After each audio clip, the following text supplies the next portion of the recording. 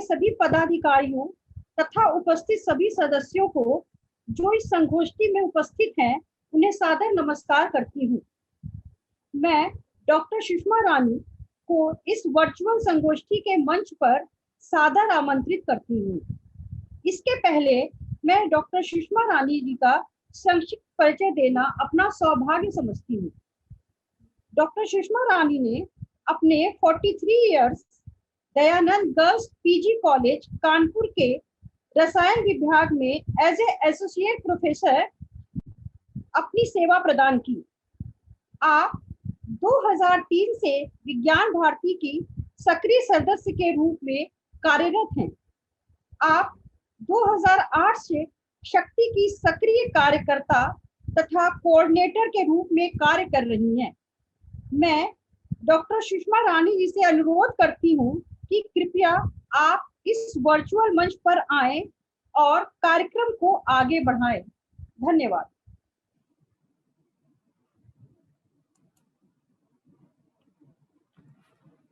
ज्योतिष गुरुकुल शक्ति कानपुर प्रांत और मेरी कुंडली ज्योतिष ग्रह वास्तु पर चर्चा प्रस्तुत करेंगे। ये संगोष्ठी शक्ति द्वारा बुलाई गई है और इसमें ज्योतिष गुरुकुल और मेरी कुंडली इसमें भागीदार हैं। शक्ति कानपुर प्रांत प्रेजेंट्स वास्तु फॉर शक्ति। ये एक्चुअली ग्रह वास्तु का प्रोग्राम है और ये शक्ति की तरफ से ऑर्गेनाइज किया गया है। मैं कार्यक्रम के प्रारंभ में मृणालिनी तिवारी को आमंत्रित करती हूँ कि वे आए और अपनी प्रार्थना प्रस्तुत करें।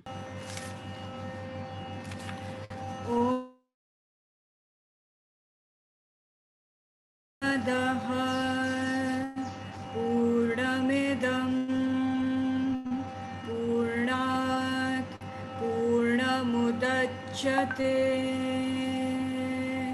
पूर्णस्य पूर्णमादाय पूर्णमेवावशिष्यते।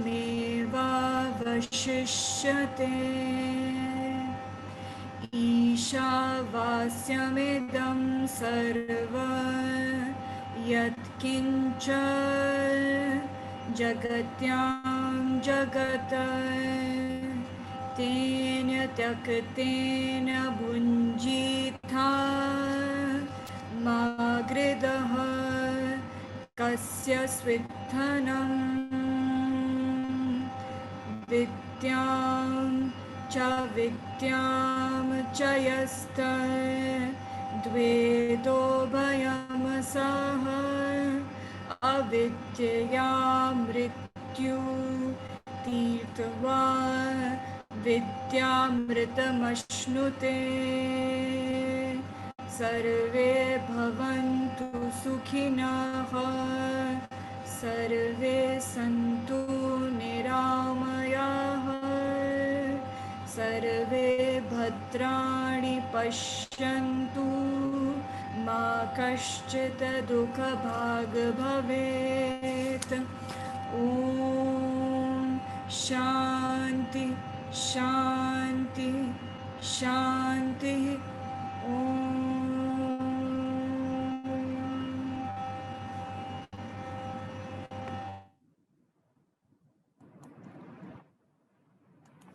धन्यवाद मृणालिनी जी। अगला कार्यक्रम है डॉक्टर सुनील मिश्रा जी। चले गए क्या? डॉक्टर सुनील मिश्रा जी,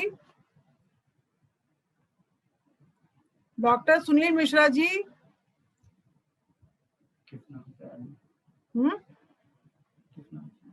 डॉक्टर सुनील मिश्रा है? नहीं है। चलिए,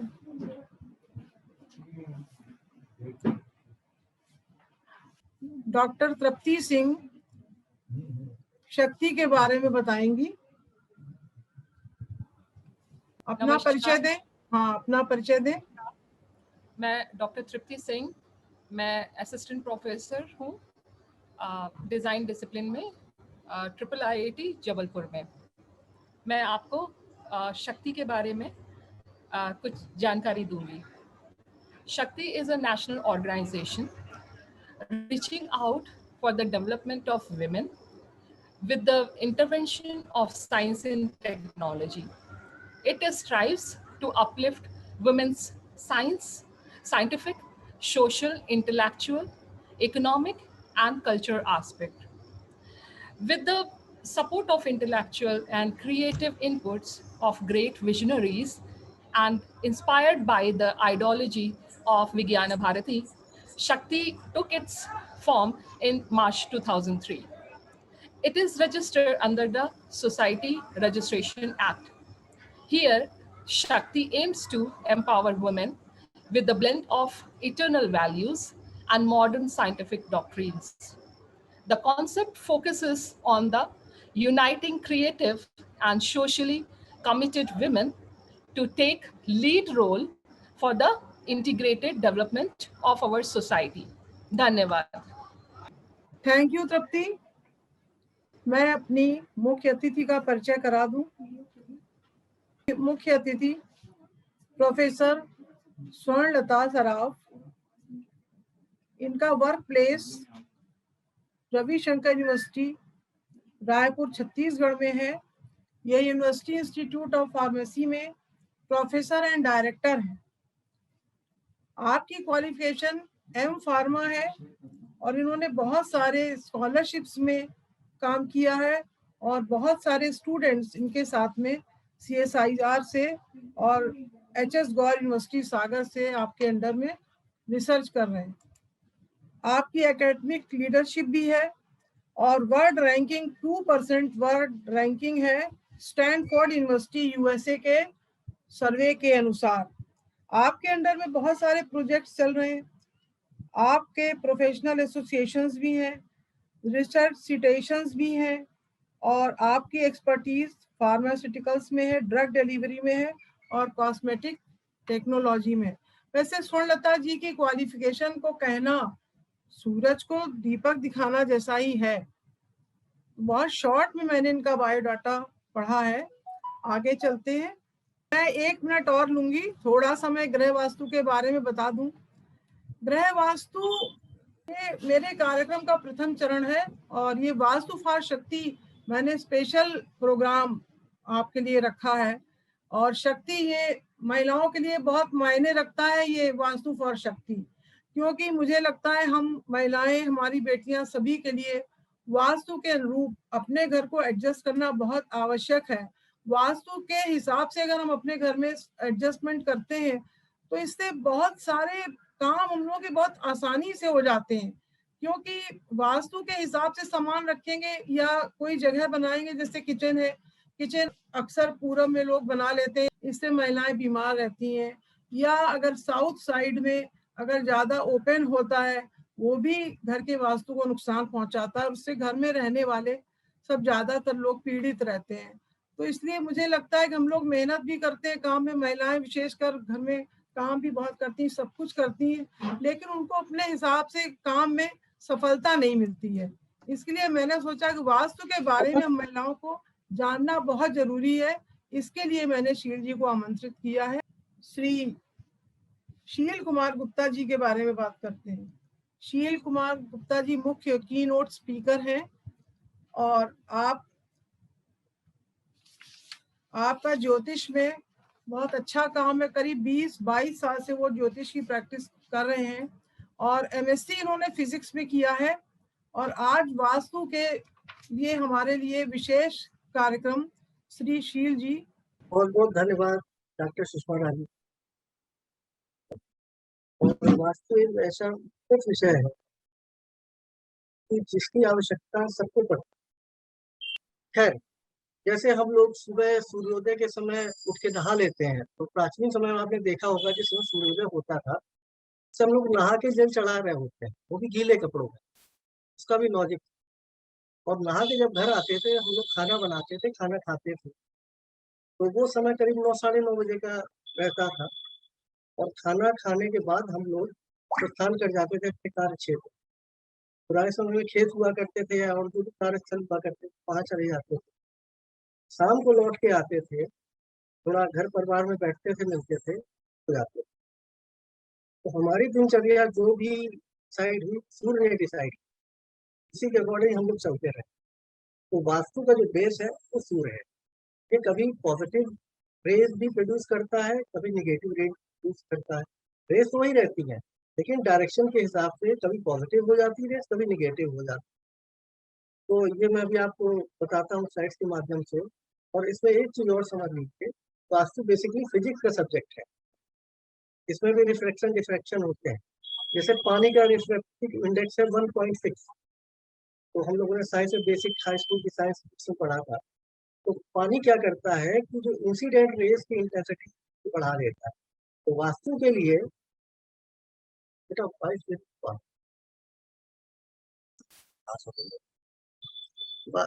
पानी जो है वास्तु की जो इंसिडेंट रेज है उनकी इंटेंसिटी काफी बढ़ा देता। तो पानी काफी वाइटल रोल प्ले करता है घर के वास्तु को सही करने या खराब करने में।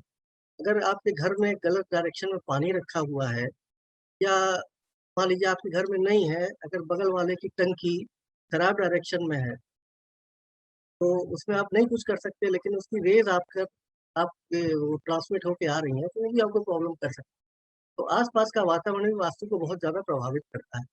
और जैसे शमशान के पास के घर, या जहाँ कहीं कचरा डिस्पोज होता है, जहाँ आग जलती है, तो उस घर के आसपास भी प्रॉब्लम होती है।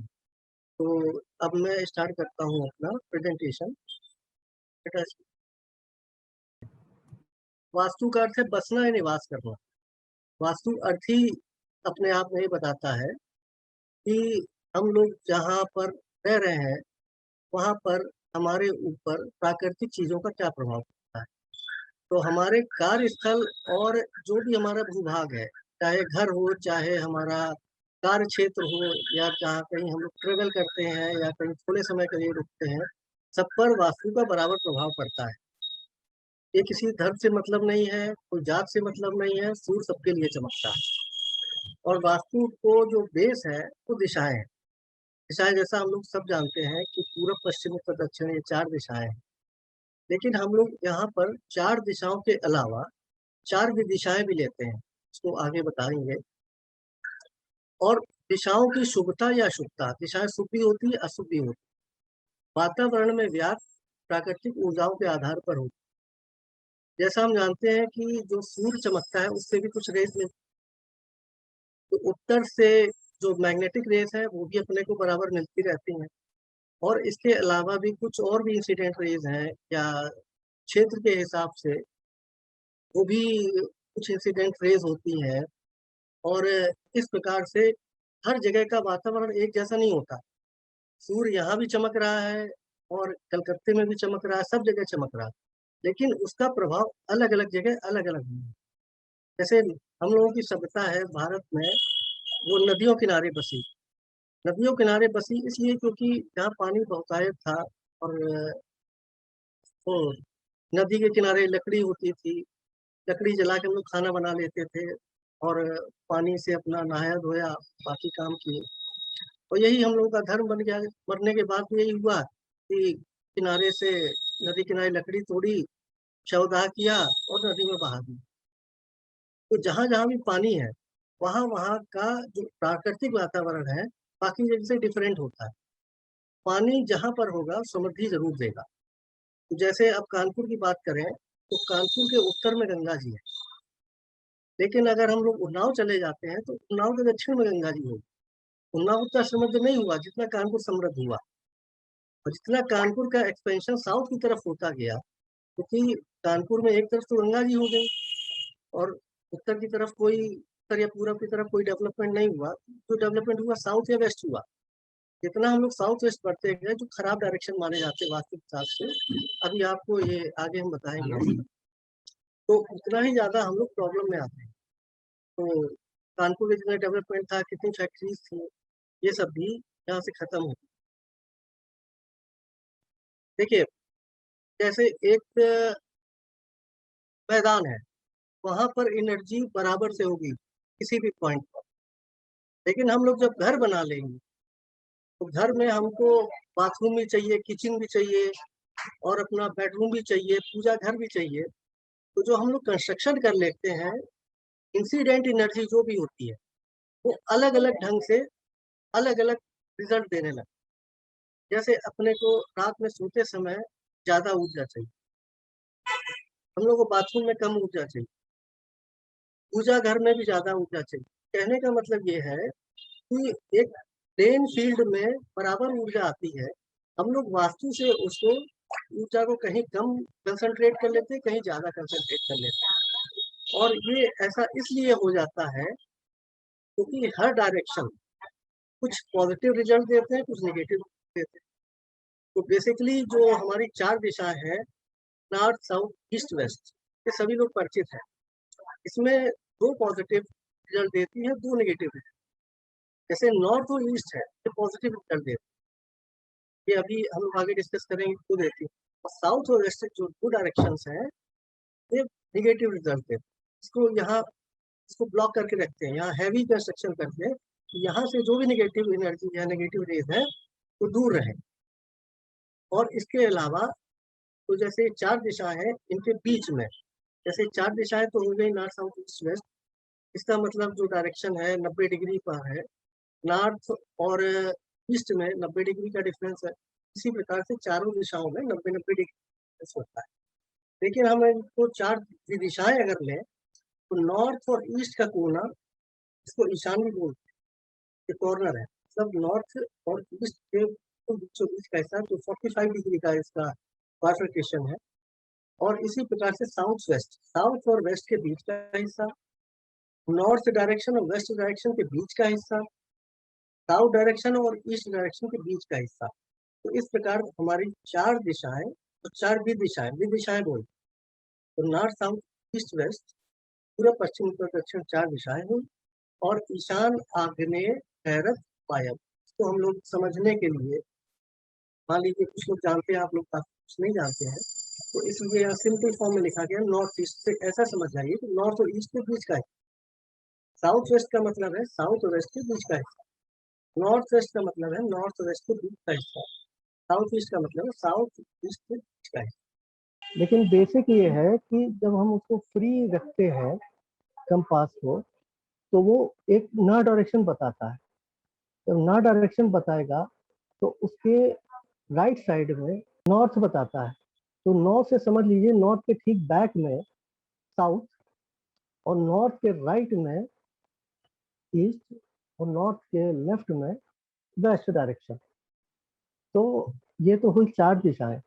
जब 4 दिशाएं निकाल देते हैं, पहली चीज तो ये है कि घर छोटा है या बड़ा, तो उसकी डायरेक्शन निकालना थोड़ा सा टिपिकल काम है। तो सबसे आसान तरीका है कि आप छत पे खड़े हो जाइए और कोशिश करिए सेंटर में पहुंचे। तो सेंटर में जब आप कंपास रखेंगे तो आपको पूरे घर के डायरेक्शन पता चल जाएंगे, और इसी हिसाब से एक आइडिया लग जाएगा आपको कि आपके नॉर्थ में क्या है, साउथ में क्या है, ईस्ट में क्या है, वेस्ट में क्या है। उसी हिसाब से आप देख सकते हैं कि हमारा कंस्ट्रक्शन सही है या गलत है। ये तो हुआ इंटरनल वास्तु। वास्तु के 2 पार्ट होते हैं, इंटरनल वास्तु और एक्सटर्नल वास्तु। इंटरनल वास्तु आपका अपना पार्ट है। जैसे एक मैग्नेट को 2 पार्ट करने से दोनों पार्ट अलग अलग मैग्नेट का रिजल्ट देते हैं, उसी प्रकार से मान लीजिए आपका कोई घर है, 2 पार्ट में डिवाइड हो गया, 2 भाइयों में बंटवारा हो गया, तो एक पार्ट दूसरे भाई का हो गया, दूसरा पार्ट दूसरे भाई के पास होगा। तो एक भाई का जो साउथ था, दूसरे भाई का वो नॉर्थ हो गया। तो ऐसे में क्या है कि आप अपनी केवल बाउंड्रीज, आपकी लिमिटेशंस है, उस पर ध्यान देंगे। ये हुआ इंटरनल वास्तु। एक्सटर्नल वास्तु ये होता है कि आसपास के वातावरण से भी आपके घर पर प्रभाव पड़ता है, और ये पॉजिटिव हो सकता है, नेगेटिव हो सकता है। आप अपना घर का इंटरनल वास्तु को ठीक कर सकते हैं, लेकिन आप अपने पड़ोसी की पानी की टंकी या पड़ोसी कंस्ट्रक्शन उसको नहीं रोक सकते। उसके लिए जरूरी हो जाता है कि हम लोग अपना इंटरनल वास्तु सही रखें। मान लीजिए कि हमारे किसी गलत डायरेक्शन में पड़ोसी की पानी की टंकी रखी है, तो हम लोग क्या करेंगे कि हम लोग अपने हिस्से में उपाय कर सकते हैं। उनको तो नहीं मना कर सकते कि भैया पानी की टंकी नहीं रखते, या कहीं कम कंस्ट्रक्शन होना चाहिए, पड़ोसी ने ज़्यादा कंस्ट्रक्शन कर लिया, तो वो भी आपके लिए प्रॉब्लम है। कोई एनर्जी ब्लॉकेज हो जाता है। एनर्जी ब्लॉकेज अगर आपके लिए पॉजिटिव है तो आपको पॉजिटिव रिजल्ट मिलने लगेंगे। अगर एनर्जी जो ब्लॉकेज है निगेटिव है तो आपको निगेटिव रिजल्ट मिलने लगेंगे। तो इसको ये डायरेक्शन को समझना जरूरी है। तो सीधी सी बात है, डायरेक्शन देखने के लिए एक बेसिक रूल ध्यान रखते हैं कि जब हम लोग किसी घर में घुसे तो हमारी पीठ की तरफ जो डायरेक्शन होगा वो उस घर की दिशा होगी। जैसे लोग कहते हैं घर उत्तर मुखी है या पूरब मुखी है, तो लोग घर के बाहर खड़े होकर उत्तर दिशा दिखाई पड़ती तो लोग कहते हैं उत्तर मुखी है। इसको ऐसे नहीं होना चाहिए। उत्तर मुखी या पूरब मुखी, दक्षिण मुखी, पश्चिम मुखी या किसी भी मुख के लिए हम बात करेंगे तो उस घर में जब हम लोग घुसते हैं तो हमारी पीठ की जो दिशा होगी वो उस घर की दिशा हो, पूरब मुखी है, उत्तर मुखी है, पश्चिम मुखी है। तो इस प्रकार से आप डायरेक्शन बहुत आसानी से निकाल देते हैं। अब तो बहुत फाइन कंपास आते हैं कि जो वो लॉक कर दीजिए एक बार तो उसकी सुई हिलती नहीं है। आप रख के उसको लॉक कर दीजिए, उसकी सुई हिलेगी नहीं, तो आपको डायरेक्शन आसानी से पता चल जाएगा। और अगर उसको नक्शे में ड्रॉ करना हो तो उसके लिए एक तरीका ये है कि घर के सेंटर पर पहुंचिए। घर के सेंटर पर पहुंच के एक स्क्वायर पेपर ले लीजिए, पेपर के मिडिल में आप कंपास रखिए और पन से उसमें नॉर्थ साउथ ईस्ट वेस्ट उसमें लगा लीजिए निशान। यहाँ नॉर्थ है, इधर साउथ है, यहाँ ईस्ट वेस्ट। इसलिए आसानी से आप अपने घर का नक्शा ड्रॉ कर लेंगे और इजीली देख लेंगे कहाँ आपका आपके घर का कौन हिस्सा ईस्ट में आ रहा है, कौन सा हिस्सा वेस्ट में आ रहा है। उसके हिसाब से आप उसमें जो भी एडिशन अल्टरेशन, अच्छा बुरा वास्तु ये चेक कर सकते हैं। देखिए, सूर्य हमारा वास्तु का बेस है। तो सुबह सूर्य की ऊर्जा, डॉक्टर्स कहते हैं ना सूर्य में आप बैठिए, धूप में बैठिए, तो जो सुबह सूर्य से जो ऊर्जा मिलती है इंफ्रारेड रेज मिलती है। और यही जो सूर्य पीछे जाता है, मतलब साउथ होके जब वेस्ट में जाता है, सूर्य तो वही है, लेकिन जब वेस्ट की तरफ जाता है तो ये अल्ट्रावायलेट रेज प्रोडक्शन करने लगता है जो अपने लिए हानिकारक होता है। तो जब सुबह सूर्य पूरब में जब उगता है, उत्तर में सूर्य का कोई डायरेक्शन नहीं होता, उत्तर में सूर्य कभी नहीं उगता। उत्तर में सूर्य जब आता है तब रात होती है। जो कुंडली जो बनाते हैं वो लोग आसानी समझ जाते हैं कि सूर्य इस समय जन्म हुआ, इस समय सूर्य किस स्थान पर था। खैर, तो पूरब से जो सूर्य की ऊर्जा मिलती है और पश्चिम में अस्त हो जाता है सूर्य। तो पूरब से जो पॉजिटिव रेज मिलना शुरू होती हैं सूर्य की, वो साउथ में जब सूर्य ठीक सर के ऊपर आता है वहां से नेगेटिव ऊर्जा मिलनी शुरू हो जाती है। सूर्य तो वही है, वही एनर्जी प्रोड्यूस कर रहा है जो सुबह था, लेकिन ये ऐसा क्यों होता है कि सुबह की जो रेज होती है पॉजिटिव होती है, शाम की रेज नेगेटिव होती है। ये ऐसा क्यों होता है ये मैं बताने जा रहा हूँ। इसका रीजन है नॉर्थ से जो मिलने वाली कंटिन्यूअस मैग्नेटिक वेव्स, उत्तर से हमेशा मैग्नेटिक वेव चलती है तो दक्षिण की तरफ जाती है। तो जब तक सूर्य से आने वाली रेस का कोरिलेशन नॉर्थ से मिलने वाली मैग्नेटिक रेस से अलाइनमेंट होता रहता है, मतलब सूर्य जब पूरब में उगता है और नॉर्थ से जो रेज आ रही हैं, जब तक ये दोनों रेज अलाइन होती है, एक साथ चलती रहती है, ये पॉजिटिव प्रोडक्शन होता है। तो तब तक तो पॉजिटिव होता है, लेकिन जैसे ही सूर्य साउथ में होता है तो वो नॉर्थ से मिलने वाली मैग्नेटिक वेव से बिल्कुल जस्ट अपोजिट होता है। यहाँ से एडवर्स इफेक्ट सूर्य का शुरू हो जाता है। तो ये मानिए कि जब तक सूर्य पूरब से दक्षिण नहीं आ जाता ये पॉजिटिव प्रोडक्शन है, और जैसे ही साउथ से ये वेस्ट की तरफ मूव करता है ये नेगेटिव प्रोडक्शन है। तो सूर्य को जो नॉर्थ से रेज मिलती हैं और इसीलिए ये हमको, हमारे शरीर को, हमारे घर को ये फायदेमंद होती है। तो इसलिए नॉर्थ और ईस्ट डायरेक्शन जो है वो हल्का रखते हैं और साउथ वेस्ट डायरेक्शन भारी रखते हैं। क्यों भारी रखते हैं? कि वहां से जो निगेटिव रेज आ रही हैं या अल्ट्रावायलेट रेज आ रही हैं इनका प्रोटेक्शन हो, ये हानिकारक रेज है। तो ये देखिए कि अगर आपके घर में साउथ की तरफ से या वेस्ट की तरफ से रेज आ रही है, साउथ से जो रेज आएंगी आपको दिन में 12 बजे के बाद मिलनी शुरू हो जाती है, और वेस्ट से रेज मिलती हैं वो करीब 2-2:30-3 बजे के बाद मिलती है। तो ये जरूर ध्यान रखिए कि अगर इस डायरेक्शन से आपके घर में धूप आ रही है तो अपने खिड़कियों में जो कांच लगवाएं उसमें अल्ट्रावायलेट प्रोटेक्शन रखवाएं। उससे क्या होगा, जो नेगेटिव रेजेस हैं वो आपके घर में एंट्री नहीं कर पाएंगे। और होता क्या है कि इस समय जो दोपहर के समय या शाम के समय घर की लेडीज ही होती हैं घर में, तो उनको ये रेज ज्यादा हानिकारक होती है। भाई कहीं हस्बैंड उनका या बच्चे कहीं बाहर गए, सुबह गए, शाम को लौटेंगे, लेकिन लेडीज को दिन भर घर में रहना होता है। और इस वजह से, और अगर साउथ से या वेस्ट से ये इस तरीके की रेज आती हैं तो ये हानिकारक होती है, उनके स्वास्थ्य के लिए अच्छी नहीं होती। उनको ब्लड से रिलेटेड प्रॉब्लम हो सकती है, यूट्रस से रिलेटेड प्रॉब्लम हो सकती है, और भी ज्यादा प्रॉब्लम्स हो सकती हैं, डिप्रेशन भी हो सकता है, ये अलग अलग बीमारियां हो सकती हैं। तो इस पर जरूर ध्यान दें। अगर ऐसा कुछ आपके यहाँ घर में धूप इस तरीके से आ रही तो उससे प्रोटेक्शन जरूर रखें। देखिए दिशाएं सब ठीक है, नॉर्थ भी अच्छा है, ईस्ट भी अच्छा है, साउथ भी अच्छा है, वेस्ट भी अच्छा है, लेकिन हम लोग कैसे यूज कर रहे हैं। तमाम घरों की फेसिंग या मेन गेट होता है साउथ में, वेस्ट में भी गेट हो सकता है, तो गेट हो सकता है, ठीक है, ओके, उसमें कुछ कर नहीं सकते। एक पूरी पूरी लाइन कॉलोनी की साउथ फेसिंग हो सकती है, लेकिन डिपेंड ये करता है हम उसको कैसे यूज कर रहे हैं। अगर साउथ से हमें कोई धूप मिल रही तो उसका हम थोड़ा प्रोटेक्शन कर लेंगे, उसमें पर्दा डाल देंगे या कोई शेड डाल देंगे कि कम से कम उस समय धूप ना आए, 12 बजे के बाद 3-4 बजे के तक जो भी है, या जो उस समय धूप मिलती है 12 बजे से 4 बजे के बीच में या 5 बजे के बीच में, वो जो धूप मिलती है वो हम लोगों को घर में ना मिले, उससे प्रोटेक्शन हो।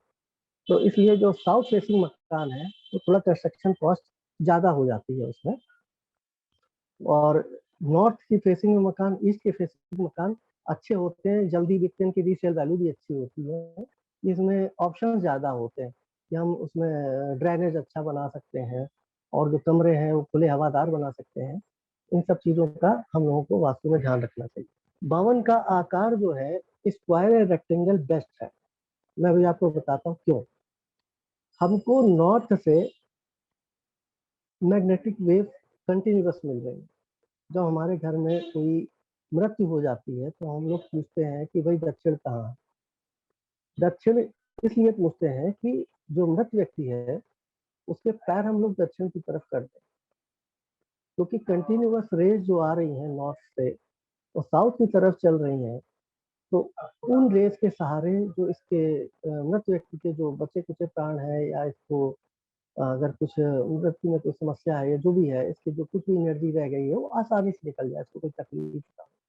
तो इसलिए मृत्यु के बाद हम लोग दक्षिण में पैर कर देते हैं, और यही जब हम लोग सोते हैं तो दक्षिण सर कर देते हैं, क्योंकि हम लोगों को पैरों से जो रेज आके सर में आएंगी तो वो और इंटेंस होके आएंगी, और हमको ढंग से नींद आएगी, दूसरे दिन हम लोग और अच्छे ढंग से काम करने को तैयार होते हैं।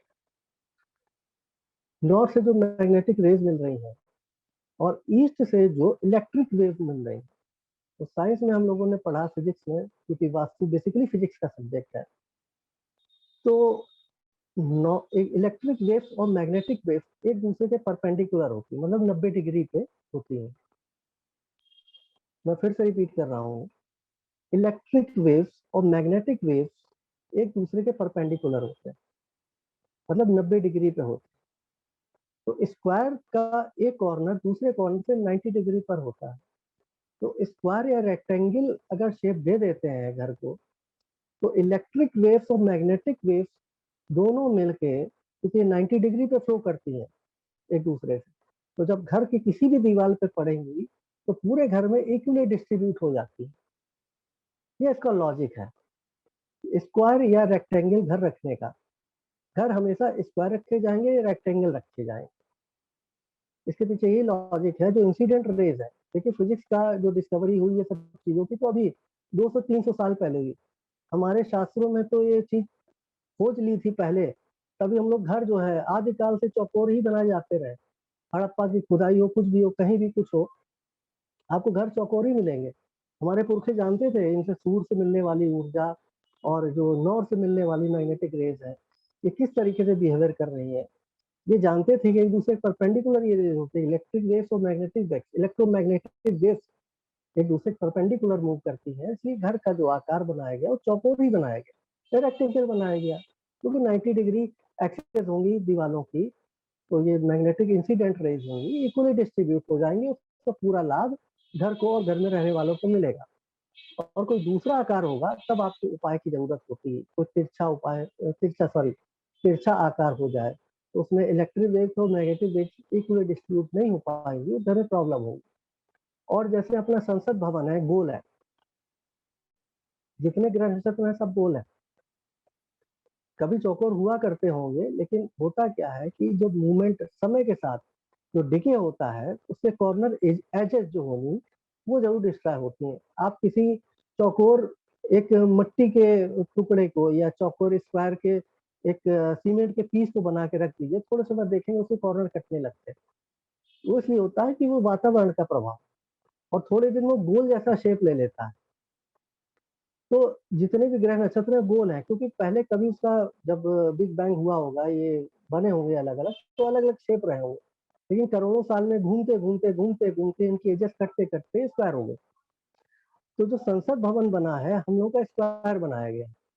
स्क्वायर में क्या है कि इलेक्ट्रिक वेव्स और मैग्नेटिक वेव्स इक्वली डिस्ट्रीब्यूट नहीं हो पाती,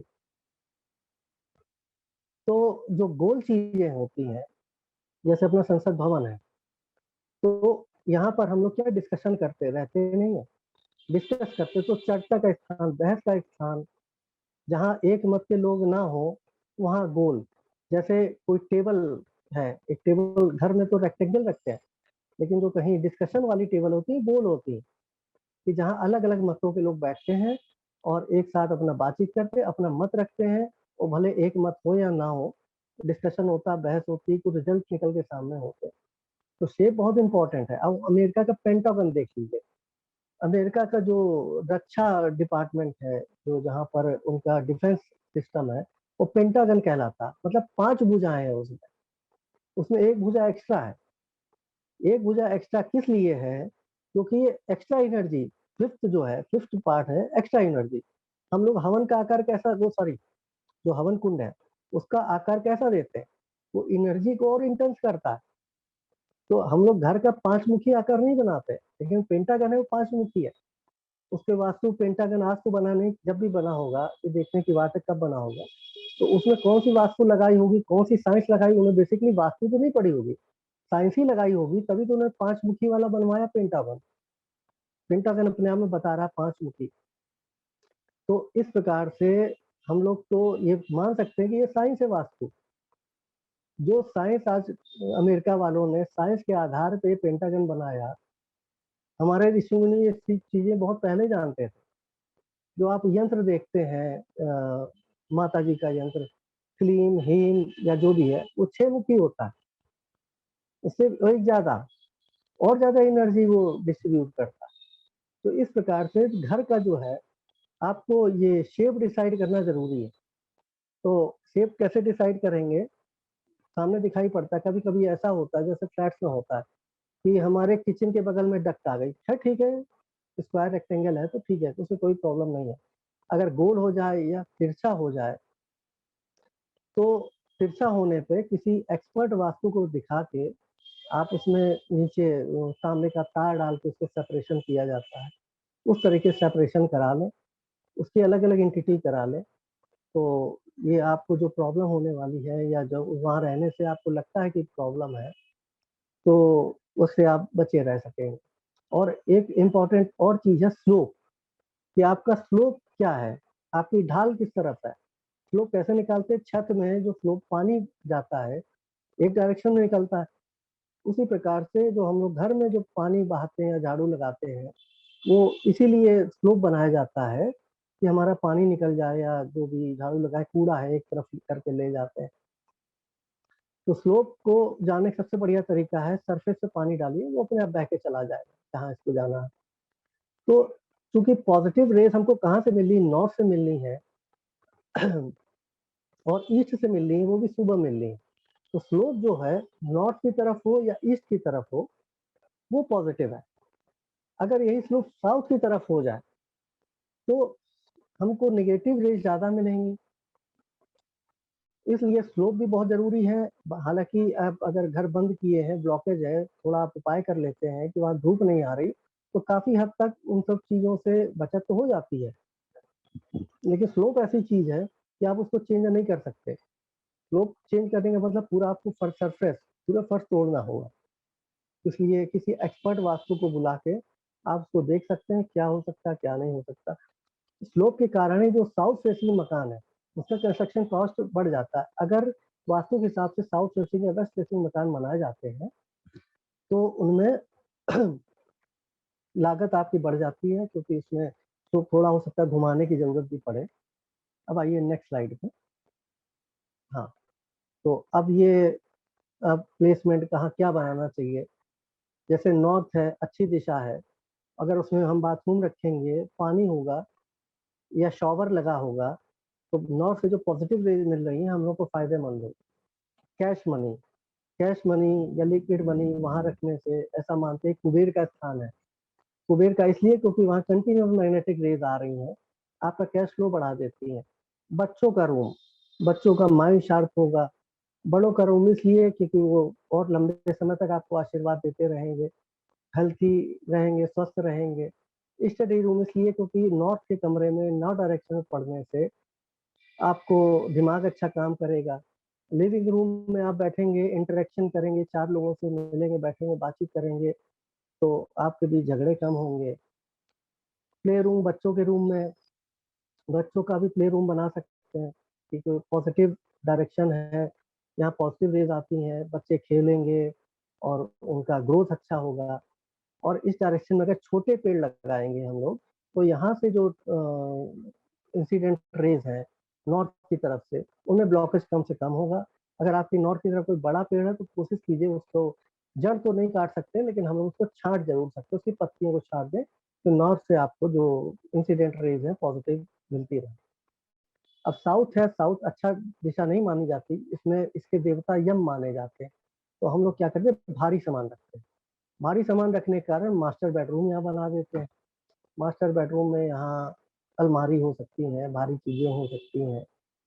टॉयलेट यहाँ जो बनाते हैं थोड़ा ऊंचाई पे बनाते हैं। इसमें खास बात एक ध्यान रखने की है कि यहाँ पर इस टॉयलेट में पानी यूज नहीं करते। यहाँ कमोड वाला टॉयलेट ठीक है लेकिन इसमें पानी स्टोरेज नहीं करें। आजकल तो वैसे भी फ्लैट्स में क्या होता है, तो मास्टर बेडरूम साउथ में सीढ़ियाँ, क्योंकि ये यम की दिशा है तो यहाँ इसको हैवी करने के लिए जब सीढ़ी रख लेते हैं तो कंस्ट्रक्शन हैवी हो जाता है। और बड़े पेड़ इसलिए क्योंकि यहाँ जो साउथ से जो नेगेटिव रेज आती हैं उनसे बचत हो जाती है। ईस्ट डायरेक्शन सबसे अच्छा है पूजा के लिए, वाटर स्टोरेज के लिए। पानी रखेंगे तो ईस्ट की तरफ से जो पानी आएंगे तो पानी से होकर जो किरणें आएंगी आपको फायदेमंद होगी। स्टडी रूम यहाँ पर रखेंगे, पढ़ाई कमरा रखेंगे तो ग्रोथ अच्छी होगी, दिमाग अच्छा होगा। कॉमन हॉल बड़ा रूम बनाएंगे आप तो यहाँ पर ज्यादा पॉजिटिव रेज आएंगी। और एक चीज ध्यान रखिए कि यहाँ पर जो वाटर स्टोरेज होगा वो साफ पानी का स्टोरेज होगा, गंदे पानी का स्टोरेज नहीं होगा। कहीं कहीं हमने अपने एक्सपीरियंस में ऐसा देखा है कि अगर नाली, बड़ी नाली या नाला पूरब में है और वहां से सूर्य का रिफ्लेक्शन होके घर तक आता है तो ये सफेद दाग तक ये क्रिएट कर सकता है। ये जरूर देखिए कि अगर किसी को घर में सफेद दाग है तो कहीं ऐसा तो नहीं कि उसके ईस्ट में कोई नाली या नाला हो, उसके रिफ्लेक्शन से होके पानी आ रहा है। इसलिए ये डायरेक्शन जो है ये शुद्ध पानी की दिशा है, इसमें स्टोरेज वाला वाटर न रखें। तो जो पानी की टंकी आएगी, पानी की टंकी आएगी ईस्ट में नहीं आएगी, क्योंकि ईस्ट में पानी की टंकी रखेंगे आप तो ईस्ट हैवी हो जाएगा, आपको जो पॉजिटिव एनर्जी है उससे ब्लॉकेज मिलेगा। तो इसलिए जो पानी की टंकी आएगी आपकी साउथ में आएगी या वेस्ट में आएगी। और वेस्ट डायरेक्शन की बात करें तो वेस्ट में डाइनिंग टेबल, वेस्ट क्या है, हमारे संबंधों की दिशा है। अगर वेस्ट में कुछ निगेटिव चीजें आ गई या कोई गलत कंस्ट्रक्शन हो गया तो हमारे अपने संबंधों पर, हमारे अपने फैमिली के संबंध में, हमारे अपने दोस्तों से रिलेशन में, हमारे अपने जो भी गवर्नमेंट से रिलेशन है या जॉब में, ये सही प्रॉब्लम्स आ सकती हैं। तो हम लोग आगे ये भी देखेंगे कि हमारी कैसी प्रॉब्लम्स आ गई। अगर घर में प्रॉब्लम्स चेक करेंगे कि अगर वास्तु ठीक है और उसके बाद भी प्रॉब्लम आ रही है तो कहीं ना कहीं प्रॉब्लम है। उसको कैसे देखेंगे, जो भी प्रॉब्लम आ रही है किस डायरेक्शन से रिलेटेड है। अगर आपको बच्चों से रिलेटेड प्रॉब्लम आ रही है तो जरूर ईस्ट से रिलेटेड प्रॉब्लम है। इसको आगे डिस्कस कर लेते हैं, पहले अलग अलग डायरेक्शन को बता दें। तो अब जैसे दिशाओं का बताया, अब आपको भी दिशाओं का ही बता दें। ईशान जो है नॉर्थ ईस्ट कॉर्नर है, ये मंदिर रखते हैं इसका। नॉर्थ ईस्ट में मंदिर इसलिए अच्छा होता है, इसको थोड़ा सा ब्रीफ कर दें, ये बहुत जरूरी है। ईशान में हमको दोनों दिशाएं मिलती, उत्तर दिशा और पूर्व दिशा। हम लोग पूजा क्यों करते हैं? धर्म के लिए करते हैं या अर्थ के लिए करते हैं? तो घर में बुजुर्ग लोग होते हैं, वो धर्म के लिए पूजा करते हैं, जो यंग लोग हैं वो अर्थ के लिए पूजा करते हैं। तो ईशान में पूजा घर इस प्रकार में बैठे हैं कि जो बुजुर्ग लोग हैं उनका डायरेक्शन मुंह का पूरब की तरफ हो जाए, और जो यंग बच्चे हैं या वर्किंग लोग हैं उनका मुंह उत्तर की तरफ हो, तो पॉजिटिव रहेगा। और इसीलिए ईशान में पूजा घर बहुत अच्छा है, इसमें दोनों डायरेक्शन मिल जाते हैं, धर्म भी मिलता है, अर्थ भी मिलता है। धर्म की दिशा पूरब दिशा, अर्थ की दिशा उत्तर दिशा, तो कुबेर का स्थान है। इंटरेंस इस डायरेक्शन बनाने से हमको दोनों डायरेक्शन से पॉजिटिव रेज मिलती है। पोर्च बना लीजिए, लिफ्ट चूंकि बना सकते हैं, हल्का होता है, लिफ्ट ऊपर नीचे आती जाती रहती है, वो मूवमेंट उसमें होता है, इसलिए हल्के स्थान है। प्रेयर्स रूम मतलब प्रार्थना कक्ष भी बनाना हो, स्टडी रूम डिस्कशन हो गया कि पॉजिटिव डायरेक्शन में बन जाए। गेस्ट रूम, अगर आप इस यहाँ गेस्ट रूम रखते हैं तो आपके संबंध लोग अच्छे रहते हैं। और दूसरी डायरेक्शन है आग्नेय। आग्नेय क्या होता है? South corner. साउथ ईस्ट में सूर्य आता है, लगभग 8 साढ़े 8 बजे आता है। तो यहाँ जब सूर्य आता है वो समय हम लोग के खाना बनाने का होता है, तो किचन इस डायरेक्शन सबसे अच्छा है। और चूंकि ये ग्रोइंग दिशा है, इसमें तो बहुत रिसर्च हो रही है कि इसमें आग्नेय में बनाए खाना बहुत हेल्दी होता है, और किसी डायरेक्शन में आप खाना बनाए उतनी पौष्टिकता नहीं आएगी जितनी आप आग्नेय डायरेक्शन में बने किचन में आएगी, क्योंकि आग्नेय में सूर्य 8 साढ़े 8 बजे आता है। वो आग्नेय डायरेक्शन जो है आपका वो डायरेक्शन है जहाँ पर ग्रोइंग सूर्य आपको मिलता है, उगता हुआ सूर्य मिलता है। सूर्य अपनी एनर्जी यहीं से बढ़ाना शुरू करता है। तो इलेक्ट्रिकल एप्लीकेंस है, बिजली का मीटर लगा सकते हैं यहाँ, मिक्सी जो है इसी डायरेक्शन रख सकते हैं, फ्रिज जो है इसी डायरेक्शन रख सकते हैं, ओवन है, माइक्रोवेव है, इसी डायरेक्शन में रख सकते हैं। गेस्ट रूम भी यही इसी डायरेक्शन बना सकते हैं। गेस्ट रूम इस यहाँ पर पॉजिटिव है। इसके बाद जो नेक्स्ट है नैऋत्य, जो भी दिशा है। नैऋत्य क्या है? North west corner, south west corner, sorry south west corner, south और वेस्ट का कोण। ये मास्टर बेडरूम, ये राहु का स्थान बोलते हैं। राहु क्या है? एक नशा है, किसी चीज में लगाए रहता है। मास्टर बेडरूम इसलिए कि यहाँ सोने वाले को नींद अच्छी आती है, तो राहु के अनुसार वो एक कंटिन्यूटी देता है। ज्योतिष वाले समझते हैं राहु को, एक कंटिन्यूटी देता है, डिटैच नहीं होने लगता, लगाए रखता है। तो मास्टर बेडरूम यहाँ होने से नींद अच्छी आती है। हैवी अप्लायंसेस यहीं रखते हैं, क्योंकि ये यम का भी स्थान है और राक्षस का भी स्थान यही है, राहु का स्थान यही है। तो भारी चीजें रखने से राहु दबा रहता है, और यहाँ से जो नेगेटिव रेज मिलती है ये हम लोग को डिस्ट्रैक्ट नहीं कर पाती, नुकसान नहीं पहुंचा पाती। ड्रेसिंग रूम भी या जितने भी भारी चीजें हैं उसी डायरेक्शन रख सकते हैं। वॉशरूम बना सकते हैं, लेकिन यहाँ पर हम लोग पानी स्टोरेज नहीं करेंगे, इस पर ध्यान रखिए। जो लास्ट विदिशा है आपकी वायव्य। वायव्य क्या है? वायु। ये है नॉर्थ और वेस्ट का कॉर्नर। ये इसमें स्टोर रूम रखते हैं कि आपका स्टोर रूम कैसा? अन्न का। आपका अन्न जो है उसमें मूवमेंट ज्यादा अच्छा बनेगा। गेस्ट रूम, गेस्ट आपको परमानेंट नहीं चाहिए, वायु स्थान है ना, इसमें वायु की तरीके से गेस्ट आए और आपके पास जो भी 3-4 दिन के लिए, 1-2 घंटे के लिए गेस्ट आए, आपके पास परमानेंट रहने ना आए, किसी प्रॉब्लम से ना आए, और आपके पास हंसी खुशी आए, हंसी खुशी जाए। डाइनिंग रूम इसलिए क्योंकि यहाँ पर जो कंज्यूम होगा फूड ज्यादा अच्छा होगा। जब फूड ज्यादा कंज्यूम अच्छा होगा तो निश्चित बात है थोड़ा पौष्टिक होगा। ग्रोइंग चिल्ड्रन की चूंकि वायु दिशा है, तो बच्चों की जो स्वाभाविक जिज्ञासा है उसके लिए अच्छा होता है। और जिन बच्चियों की शादी नहीं हो रही हो, तो वायु स्थान में रखने से इनकी शादी जल्दी होती, ऐसा मानना है। रोगी को भी वायु स्थान में रखने से उसका रोग जल्दी ठीक होता है। और जो लोग वर्किंग प्लेस जिनका कार्यस्थल है तो अपने वायु स्थान में तैयार माल रखें। तो ये जो यहाँ पर जो भी सामान रखें कि जल्दी सेल आउट होगा।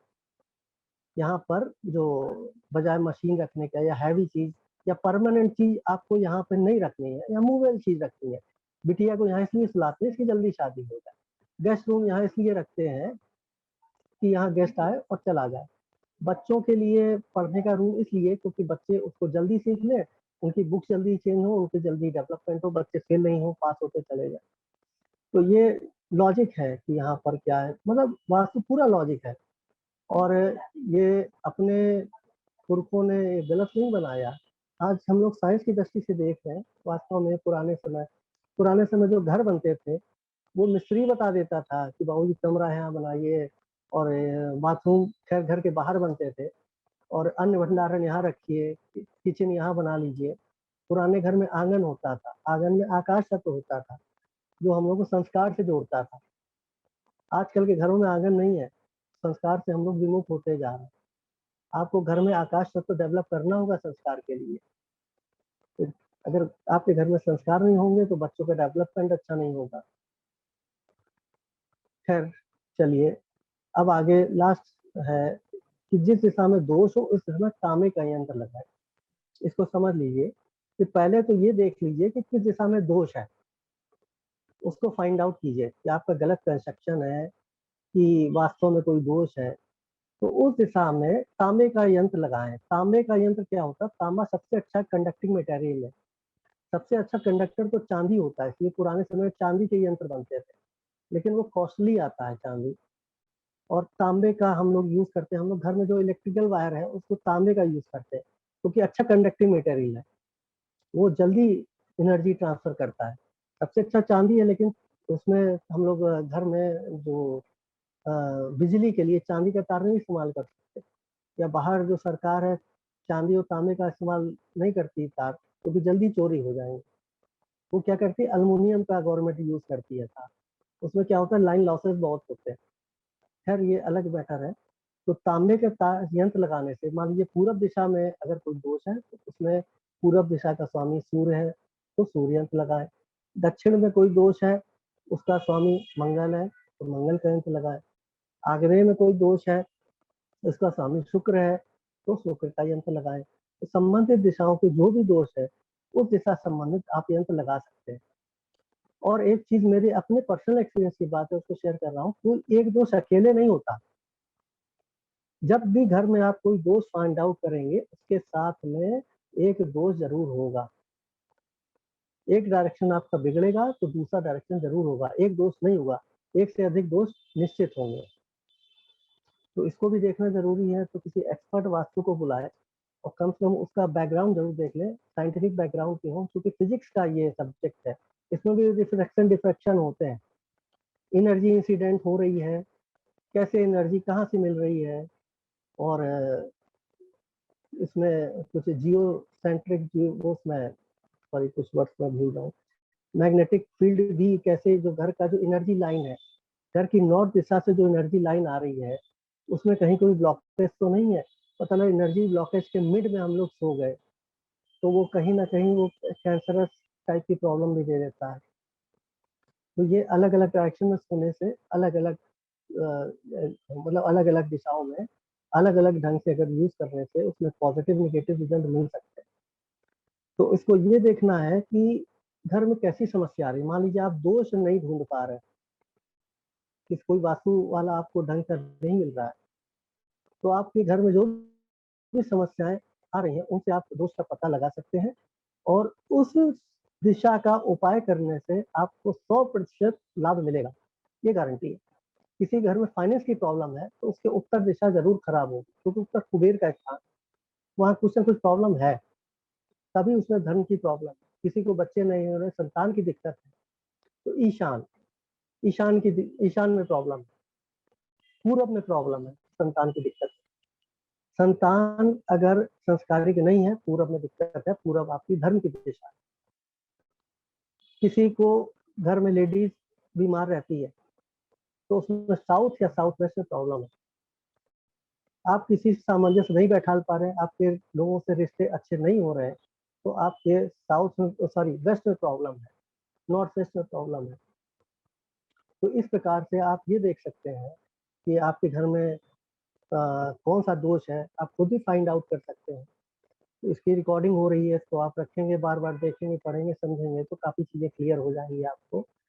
और कोशिश करिए आपके जो प्रॉब्लम है उसको फाइंड आउट कीजिए, उस दिशा में तांबे का यंत्र लगाइए। तो ध्यान दीजिएगा, तांबे का जरूर, मार्केट में जो यंत्र बिक रहे हैं मेटेलिक मिल रहे हैं और दूसरे मेटल के मिल रहे हैं, तांबे के नहीं मिलते।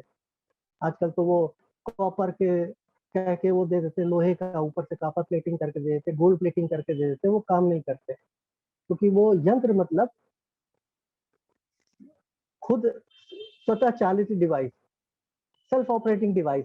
यंत्र क्या है? Self operating device. आपने उस दिशा का यंत्र लगा दिया तो अपने आप काम करता रहेगा, आपको नहीं कुछ करना, वो मशीन की तरीके से काम करेगा। कि आपने एक वो मोटर चला के छोड़ दी, वो अपना काम कर रहा है। तो कोशिश कीजिए तांबे का लगाइए। चांदी के यंत्र मुश्किल से मिलते हैं, उसको बनवाना पड़ता है। जब चांदी का लगा लें, घर क्लोज है, उसमें चोरी की समस्या नहीं है। घर में अंदर तक लगना, चांदी का भी लगा सकते हैं, कोई प्रॉब्लम नहीं है। और घर में जो आपकी प्रॉब्लम्स आ रही हैं, उसके आधार पर आज दोष फाइंड आउट कर सकते हैं कि आपके घर में कौन सा दोष है, किस डायरेक्शन से रिलेटेड है, उस दिशा का उपाय कर लें तो आपको 100% फायदा होगा। धन्यवाद। सर्वप्रथम मैं डॉक्टर निशा शर्मा जी का स्वागत करती हूँ और आप KP कस्पल interlink system of astrology में कार्यरत हैं। आप ज्योतिष और वास्तु दोनों ही क्षेत्रों में निपुण हैं। ज्योतिष और वास्तु दोनों ही प्राचीन विज्ञान है। ज्योतिष हम सभी जानते हैं ग्रह और नक्षत्र से संबंध रखता है, तथा वास्तु निवास स्थान से संबंधित है। अभी तो हम लोगों ने सब कुछ बहुत अच्छा ही सुना है, अभी जो हमारे इसके पहले वक्ता बोल गए। तो ये इन दोनों ही क्षेत्रों में हमारी जो निशा शर्मा जी हैं अगली वक्ता, ये असीमित ज्ञान रखने वाली हैं। मैं निशा शर्मा जी का एक बार पुनः स्वागत करते हुए व्याख्यान के लिए आमंत्रित करती हूँ। धन्यवाद मैडम, बहुत बहुत शुक्रिया आपका। मेरी वॉइस क्लियर है? हाँ, आ रही है जी। बहुत अच्छा विषय आप लोगों ने रखा है और इतना बड़ा, इतना बृहद विषय है कि मुझे सोचने पे मजबूर कर दिया कि मैं कहाँ से शुरू करूं और कहाँ इसको एंड करूं। बट सबसे पहले एक मैडम थी, उन्होंने बोला था कि हम लेडीज जिस चीजों में या जिस तरह की परिस्थितियों में कन्फाइंड रहते हैं, उससे रिलेटेड आपके ही बारे में, आपकी समस्याओं के बारे में ही मैं बात करना उचित समझती हूँ। और शील जी, आपका बहुत बहुत धन्यवाद। आपने इतना बड़े विषय को इतने कम समय में और इतनी छोटे और इतने सरल तरीके से समझाने का प्रयास किया। Thank you so much sir. तो बेस आपने सारा बना ही दिया, मैं अपने पॉइंट पर आती हूँ। वास्तु एक्चुअली कोई एक एस्पेक्ट नहीं है। It is not made up of only for human beings, it touches every existence on earth. तो वास्तु को हम खाली ये कहें कि केवल ये घर से संबंधित है या केवल ऑफिस से संबंधित है, ये हर जगह से संबंधित है। मैं इसको बहुत शॉर्ट में आगे करना चाहूंगी कि हर ऑब्जेक्ट में अपनी एक एनर्जी होती है, या यूं कहें एटम में जो एनर्जी होती है, हम सभी जानते हैं कि जब एटम जैसे इतने टाइनी पार्टिकल में जो विजिबल भी नहीं है, उसकी अपनी इतनी बड़ी एनर्जी हो सकती है, तो घर में रहने वाले सारे ऑब्जेक्ट्स की अपनी एनर्जी होती है, घर में रहने वाले हर व्यक्ति की अपनी एनर्जी होती है। तो इसके दो एस्पेक्ट्स हैं। फर्स्ट वन, या तो हम अपने ऑब्जेक्ट्स को अपनी एनर्जी से इन्फ्लुएंस कर लें, या ऑब्जेक्ट्स की एनर्जी से हम इन्फ्लुएंस हो जाएं। ये दो ही रास्ते हैं, इनसे ही हमारे घर की इन टोटलिटी एनर्जी बनती है। तो हमारी एनर्जी किस तरह से है? हमारी एनर्जी हमारे सोच विचार, हमारी चिंतन, हमारी कार्यशैली, उससे हमारी एनर्जी बनती है। घर की एनर्जी या वस्तुओं की या ऑब्जेक्ट्स की एनर्जी कैसी होती है? उनकी कोई एनर्जी अलग नहीं होती। Actually the house where we live, it is the expansion of our subconscious mind. इसमें किस तरह से है मैं बताती हूँ। आप लोग मार्केट जाते हैं, मार्केट से फॉर एग्जांपल आप एक शो पीस खरीदते हैं, 10 शो पीस देखते हैं, ढूंढते हैं, उसमें से एक उठा के लाते हैं। ऐसा क्यों करते हैं? और जिन 9 को आपने रिजेक्ट किया है, वो रिजेक्ट होकर डस्टबिन में नहीं फेंक देगा शॉपकीपर, उनको भी कोई ना कोई उठा के ले जाएगा। और हर व्यक्ति अपनी चॉइस के हिसाब से लेके जाता है। तो आपकी चॉइस इतनी यूनिक क्यों है? क्योंकि आप यूनिक हो, आपकी एनर्जी यूनिक है, और उस यूनिक चीज को आप उठा के अपने घर में लेके आते हो और आप अपने घर की एनर्जी बनाते हो। आप अभी यहाँ बैठे हुए याद करोगे तो हर घर की अपनी एक ओडोर होती है, एक स्मेल, एक गंध होती है। हर घर में आप जैसे ही एंटर करते हो आपको कुछ अलग एहसास होता है। या समटाइम्स अगर कहें कि घर का मालिक अंदर है और सपोज सर्वेंट ने गेट खोला, आप अंदर जाके ड्राइंग रूम में बैठ गए, थोड़ी देर आप उनका ड्राइंग रूम ऑब्जर्व करते हैं, आप अगर कॉन्शियसली एक एक चीज को देखेंगे तो आप उस घर में रहने वाले लोगों को आप समझ जाएंगे। प्लीज आप लोगों में से कुछ लोग वीडियो ओपन करिए तो मुझे ऐसा लगेगा कि मैं किसी से बात कर रही हूँ, अदरवाइज मुझे ऐसा फील हो रहा है कि मैं खुद से ही बात कर रही हूँ। कुछ लोग और लीजिए बहन अपने जी, खोल वीडियोस दिया। ओपन करिए जी तो ऐसा लगेगा 1 to 1 हम लोग बात कर रहे हैं। बिल्कुल बिल्कुल, कभी कभी लगने लगता है कि सामने कोई है नहीं। हाँ, वैसे भी ये बहुत अच्छी अपॉर्चुनिटी है कि मैंने क्या जल्दी, मैं बहुत ज्यादा आगे नहीं बोला क्योंकि शक्ति फाउंडेशन की तरफ से ये कार्यक्रम हो रहा है, तो सबसे पहले आप सबको मैं धन्यवाद दे दूं, बीच में ही सही, इट्स माय मिस्टेक।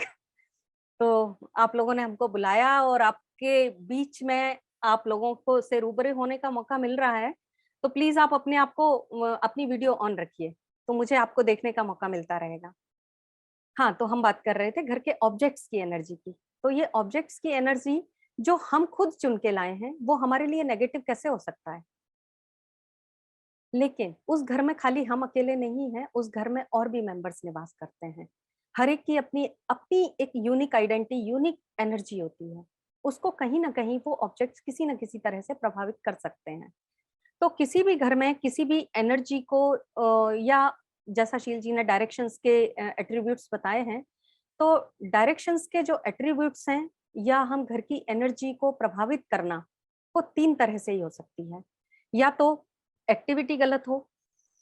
एक्टिविटी कैसे? वाटर के जोन में फायर जोन आ जाए, फायर एलिमेंट आ जाए कुछ, या फायर की कोई चीज हम रख दें, या फायर के जोन में हम वाटर की कोई चीज रख दें, तो ये हमारी एक्टिविटी गलत हो गई। दूसरा, कोई ऑब्जेक्ट गलत पड़ा हो कि जहां पे उसको नहीं होना चाहिए वहां पे उस ऑब्जेक्ट को डला हुआ है। विषय लंबा हो जाएगा तो मैं थोड़ा शॉर्ट में ही करूंगी। तीसरी बात होती है कि जैसे कोई स्पेस की दिशा में एयर का एलिमेंट आ गया तो वो वहां की पूरी एनर्जी को गड़बड़ कर देगा। कलर्स से हो सकता है ये कि हर डायरेक्शन का अपना एक कलर है, उस कलर में अगर दूसरा कलर आ गया तो उसकी वजह से भी एनर्जी खराब हो सकती है। तो मैं अपनी विषय को या अपनी बात को आगे बढ़ाने से पहले मैं आप सबसे एक रिक्वेस्ट करना चाहूंगी कि यहाँ हम जो भी बता रहे हैं वो 10 मिनट्स में एक्सप्लेन कर देने वाला विषय नहीं है।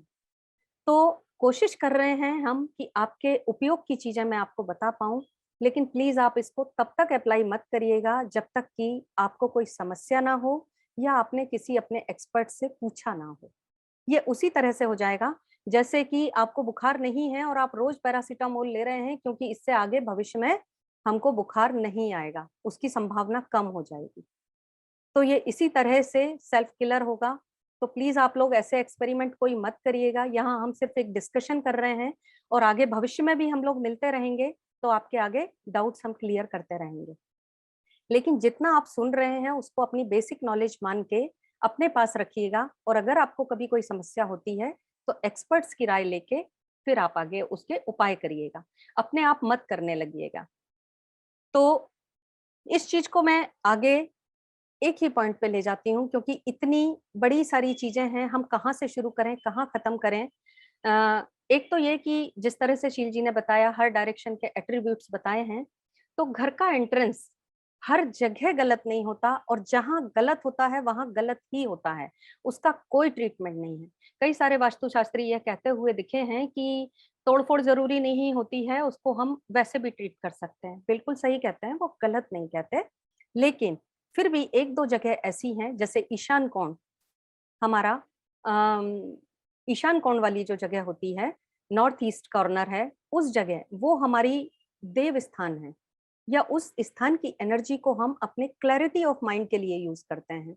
हम देवस्थान उसको क्यों बोलते हैं? हम जब वहां बैठते हैं तो मेडिटेशन स्टेट में होते हैं, उस समय हम अपने आप से मिलते हैं या हम अपनी समस्याओं से खुद रूबरू होते हैं, और वहां बैठे बैठे हमारा माइंड इतनी तेजी से चलने लगता है कि सडनली हमको किसी समस्या का सोल्यूशन समझ में आता है। तो जो जगह इतनी पवित्र है वहां पे अगर आपने टॉयलेट बना दिया या वहां पे आपने फायर जोन के किचन बना दिया तो वो जगह डेफिनेटली नेगेटिव होगी। या वहां पे इलेक्ट्रिसिटी का आपका कोई काउंटर है ऐसा या ट्रांसफार्मर है तो वो जगह पक्का नेगेटिव होगी।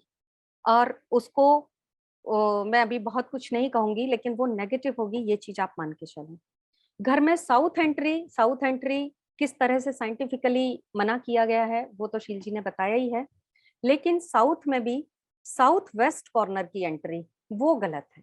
वो गलत क्यों है? क्योंकि वो डिस्पोजल की साइड है, वो टॉयलेट्स की जगह, जो कुछ वेस्ट है हमारा हम उसको डिस्पोज ऑफ करते हैं उस डायरेक्शन से।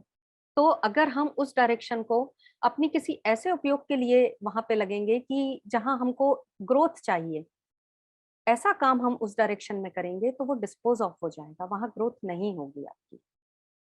शील जी ने बताया कि हमको जो सामान सेल करना है उसको वहां रखें क्योंकि हम उसको आउट करना चाहते हैं, हम अपने से निकालना है।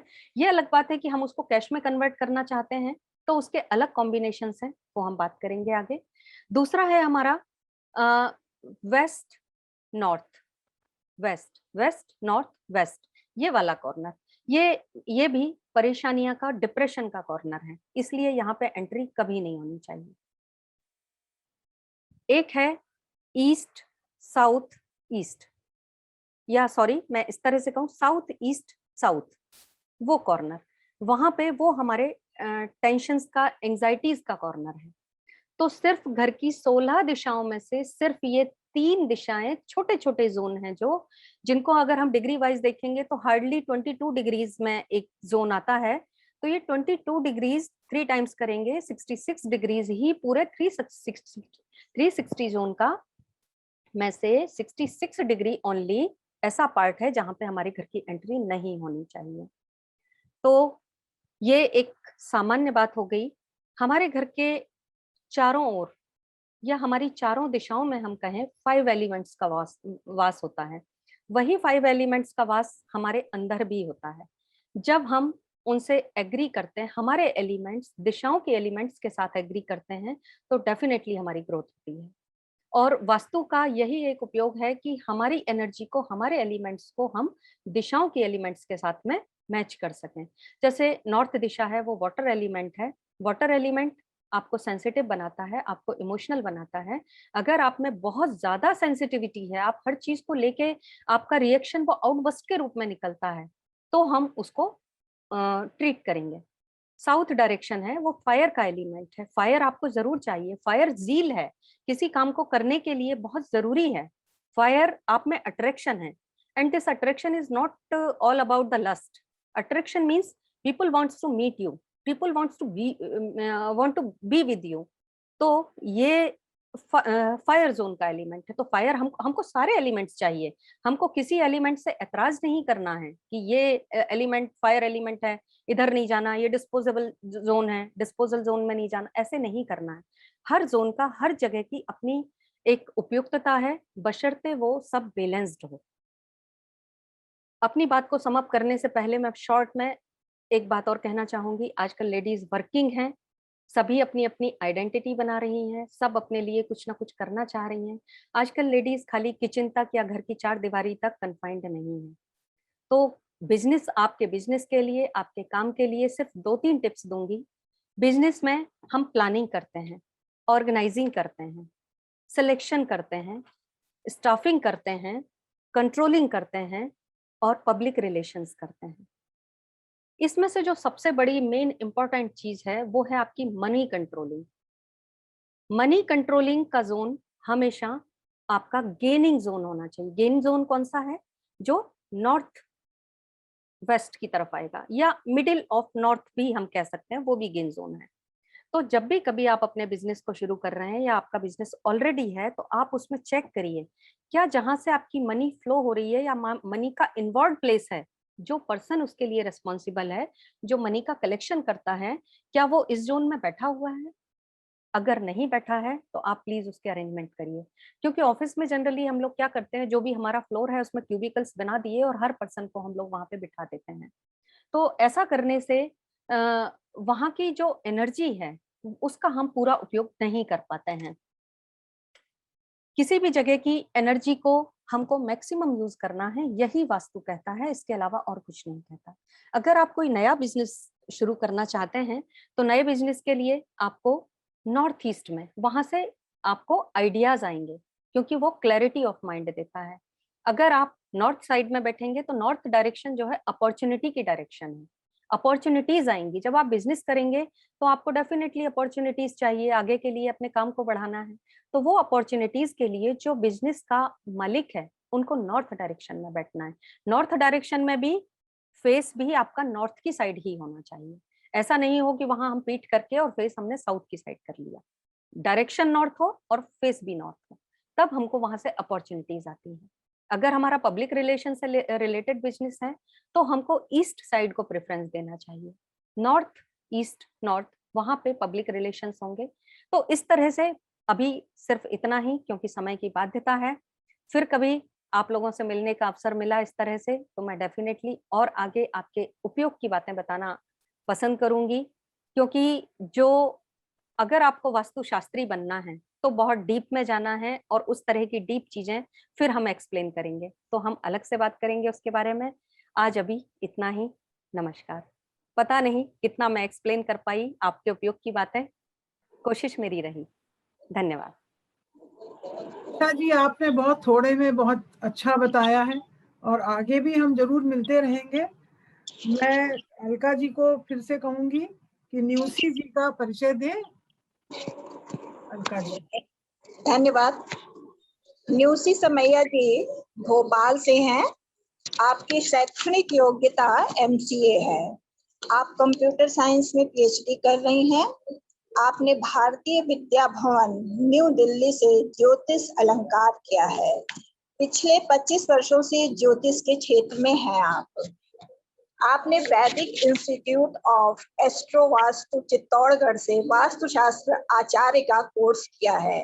भारत के अतिरिक्त अन्य देशों Australia, America, Dubai, Singapore, Sri Lanka और लंदन में भी आपके क्लाइंट्स हैं। मैं न्यूसी समैया जी का स्वागत करते हुए आपको व्याख्यान के लिए आमंत्रित करती हूँ, जिससे कि हम सभी प्रतिभागी आपके ज्ञानवर्धक व्याख्यान से लाभान्वित हो सकें।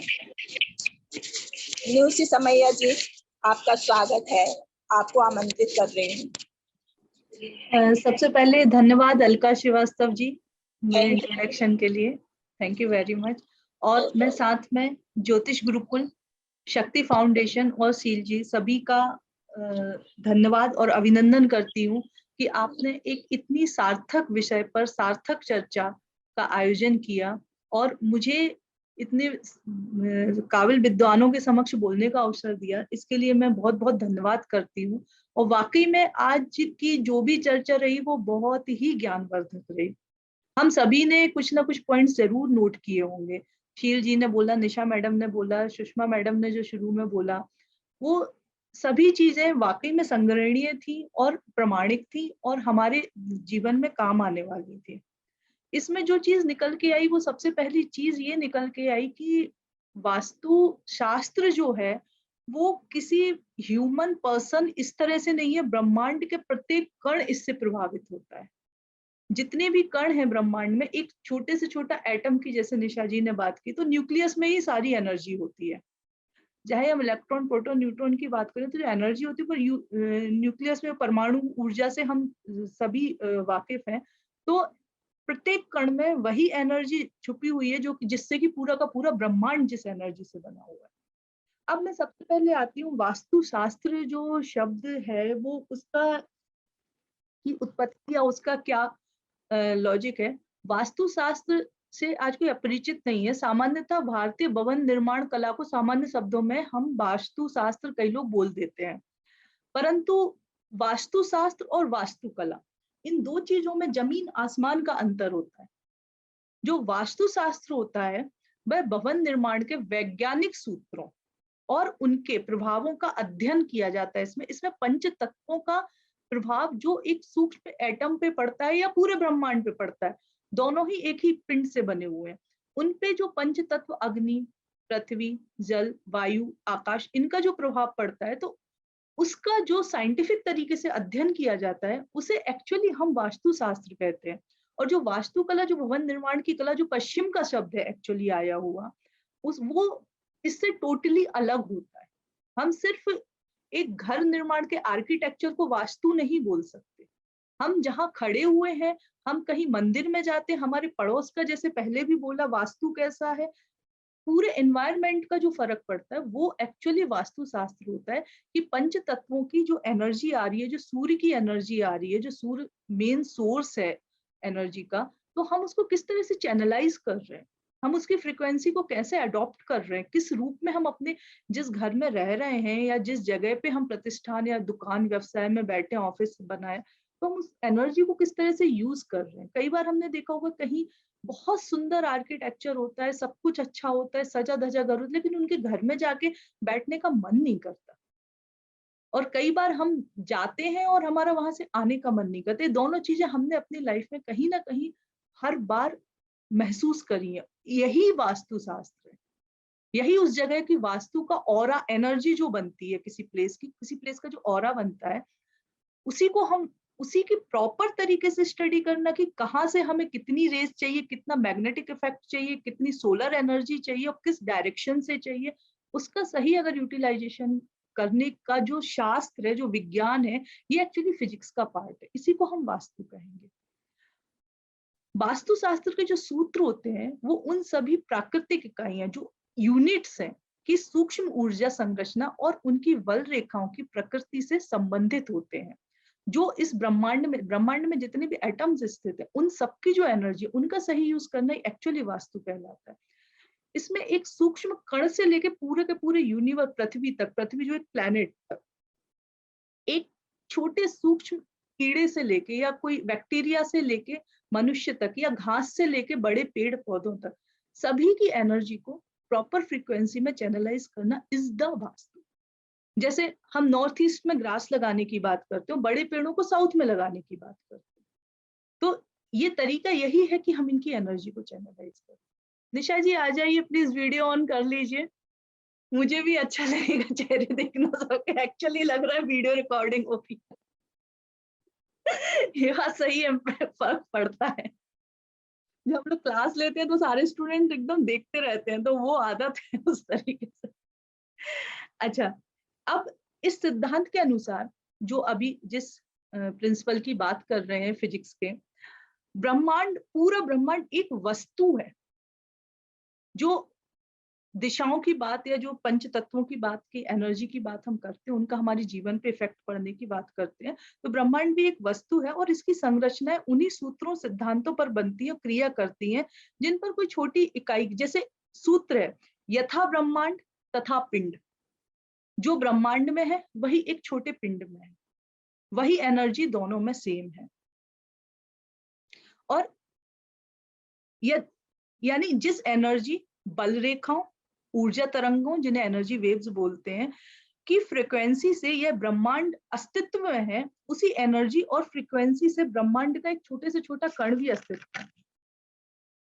अब वास्तुशास्त्र की अगर हम परिभाषा की बात करेंगे, तो वास्तुशास्त्र जिस शास्त्र में ब्रह्मांड और ब्रह्मांड में स्थित किसी भी प्राकृतिक इकाई की उत्पत्ति, उसके बल क्षेत्र, बल बिंदु, ऊर्जा तरंगों की क्रिया और उनके परस्पर आपस में पड़ने वाले प्रभाव का अध्ययन किया जाता है, उसी को वास्तुशास्त्र कहते हैं। फिजिक्स का एक ब्रांच है।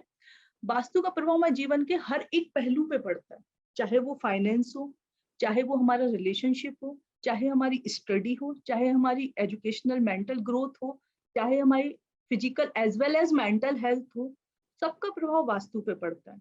अभी ये बहुत, जैसे पहले भी बोला, ये बहुत ब्रॉड एस्पेक्ट है, इसको बहुत छोटे में समा के बोलना पॉसिबल नहीं है, इसलिए हम इसके एक पार्ट की बात करेंगे। हम हेल्थ की बात करते हैं। अभी हेल्थ में सभी 10 दिशाएं हमारे स्वास्थ्य पे प्रभाव डालती हैं और अपने अपने तरीके से डालती है। जैसा कि कहा है कि कोई भी दिशा नेगेटिव या खराब नहीं होती पूरी तरह से, सबका अपना यूज होता है, और अगर उसको उसी तरीके से यूज किया जाए, उसी तरह से उसकी एनर्जी की फ्रीक्वेंसी को चैनलाइज किया जाए, तो हम हर दिशा से कुछ ना कुछ बेनिफिट ले सकते हैं। और अगर गलत तरीके से चैनलाइज होगी एनर्जी, तो अच्छी हर दिशा भी नेगेटिव इफेक्ट देगी। अभी हम इनमें मुख्यतः 3 दिशाओं की बात करेंगे, जो है उत्तर पूर्व,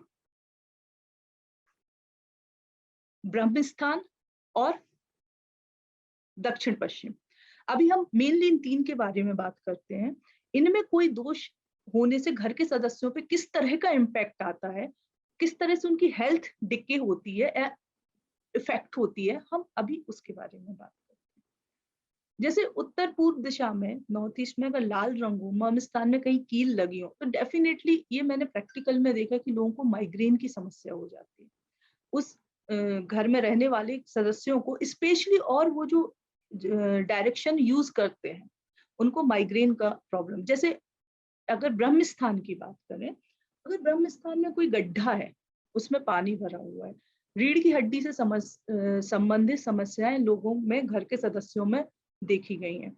जैसे चोट लगती है, हड्डियां टूटती हैं, इस तरह की चीजें हो। दक्षिण पश्चिम में अगर रसोई हो, किचन अगर दक्षिण पश्चिम में हो, और स्पेशली महिलाएं ही, हमारे अभी जो कल्चर है उसमें महिलाएं ही किचन में ज्यादा काम करती हैं, तो किचन में काम करने वाली महिलाओं के कमर में दर्द की शिकायत अक्सर सुनी गई। और इसकी मैं एक केस स्टडी भी आपके सामने रखूंगी, जो केस आया था जिसको मैंने सॉल्व किया। जैसे साउथ ईस्ट में टॉयलेट होने से कई बार पैरों से संबंधित समस्याएं देखी गई हैं लोगों में, और वो उपाय करने से वो समस्याएं ठीक भी। जैसे एक केस स्टडी मैं बताती हूँ आपको।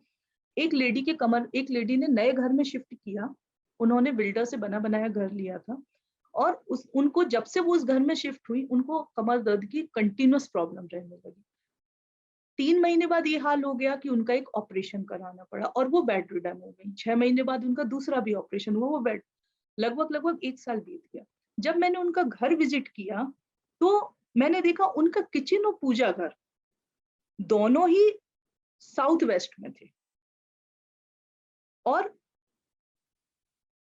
उनके घर में जितनी भी हैवी अलमारियां थी वो सारी उत्तर दिशा में, और तो और उनके घर में छत पे एक बड़ा सा लोहे का झूला रखा हुआ था, वो भी उत्तर दिशा में रखा हुआ था। दक्षिण हल्का किए हुए थे वो लोग।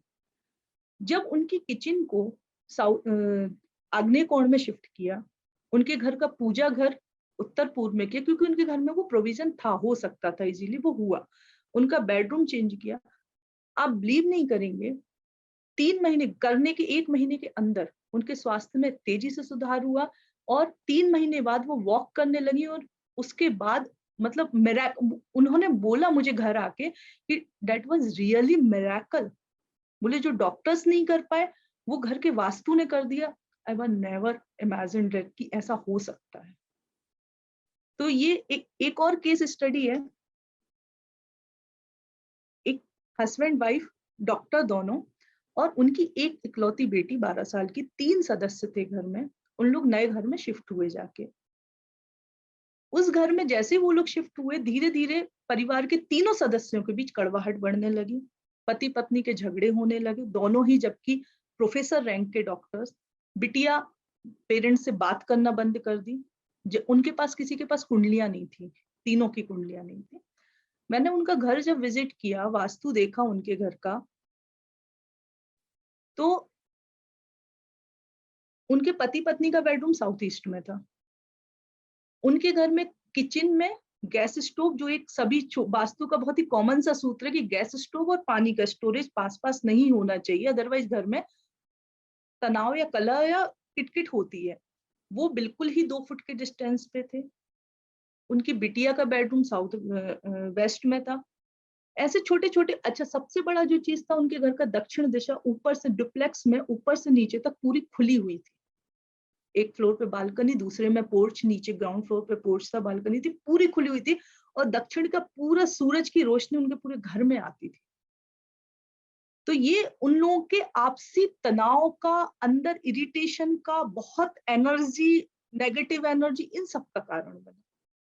अच्छा, उनके घर का गेट जो था वो पश्चिम दक्षिण में था। दक्षिण पश्चिम दिशा में घर का मेन गेट था। उनका वेस्ट फेसिंग घर था, उनका पश्चिम मुखी घर था।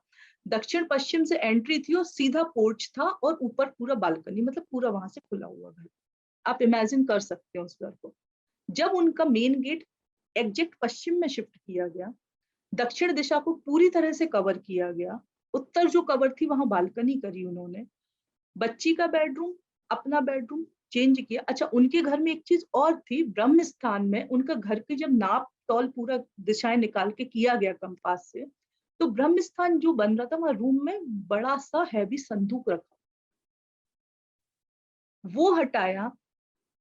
इस समय तक जब साल भर हो गया उनको घर में रहते थे, कलह तो थी, हस्बैंड की जॉब चली गई थी, उन्होंने नौकरी से रिजाइन कर दिया था गुस्से में आके, घर में बेटी बात नहीं करती थी पेरेंट्स से, बहुत सारे इश्यूज थे। जब ये सारी चीजें उन्होंने लग के ठीक कराई, घर में तोड़फोड़ भी हुई, चीजें यहाँ की, जैसे निशा जी ने पहले कहा है कि हर चीज बिना तोड़फोड़ के संभव नहीं है, कुछ चीजें करना पड़ती हैं। जब ये सब चीजें की गई, आप बिलीव नहीं करेंगे, हस्बैंड की जॉब भी लग गई, माँ बेटी का रिलेशन भी ठीक हो गया, तीनों का रिलेशन एक साथ ठीक हो गया। घर में वो लोग आज भी बहुत अच्छे से रहते हैं, इस बात को कम से कम 4 साल हो गए। आज उनकी बिटिया भी डॉक्टर बन गई है। वो इस चीज का पूरा क्रेडिट वास्तु को देते हैं। तो मैंने अपने रियल लाइफ में जो एक्सपीरियंसेस किए हैं, जो एक्सपेरिमेंट करके या जिन तरीकों से मैं सीखी, इंस्टीट्यूट से कोर्स करना या पढ़ना एक अलग चीज होती है, पर रियल अनुभव जो होते हैं वो कई बार थोड़े से ज्यादा हमें याद रहते हैं और ज्यादा काम करते हैं, वो जिन्हें हम बार बार रिपीट भी कर सकते हैं। तो इस तरह से मैंने अपने छोटे छोटे 1-2 अनुभव आपको बताए। जैसे एक रिसर्च पेपर मैंने पढ़ा था, उसमें था कि पश्चिम दिशा जो होती है वो स्पीड और चमक होती है वहां, चाहे वो घर का पश्चिम हो, चाहे वो शहर का पश्चिम हो, चाहे वो देश का पश्चिम हो, चाहे दुनिया का। इस चीज को मैंने इस तरह से देखा, भोपाल के पश्चिम में बैरागढ़ है, वो डेफिनेटली चमक वाली जगह, स्पीड वाली जगह भोपाल में। अगर एमपी में आए तो इंदौर आता है, इंदौर एमपी का एक स्पीड वाला शहर है। अगर भारत में देखें तो मुंबई स्पीड का शहर है, और वर्ल्ड में देखें तो वेस्टर्न कंट्रीज, चमक और स्पीड। तो वास्तु के नियम हर छोटे एटम से लेके ब्रह्मांड तक हर चीज पे इम्पैक्ट करते हैं। जो पंच तत्व है उनकी जो एनर्जी आती है वो डेफिनेटली हर जगह इम्पैक्ट करती है। जरूरत है उसको प्रॉपर तरीके से उसकी फ्रीक्वेंसी को चैनलाइज करने की, और जब वो सही तरीके से चैनलाइज होती है तो मिरेकल वाले इफेक्ट आते हैं। अब मैंने बहुत टाइम ले लिया, मैं अब अपनी बात को यहीं विराम देती हूँ, क्योंकि ये एक्चुअली विषय बहुत बड़ा है, तो डेफिनेटली हम इनके एक एक पार्ट पे अलग अलग समय में चर्चा कर सकते हैं। हर एक दिशा को लेके या हर एक भाग को लेके अलग अलग समय पे अलग अलग लाइफ में पड़ने वाले इम्पैक्ट पे चर्चा की जा सकती है, और ये वाकई में बहुत इंटरेस्टिंग और बड़ा विषय है जो हर किसी के जीवन को प्रभावित करता है।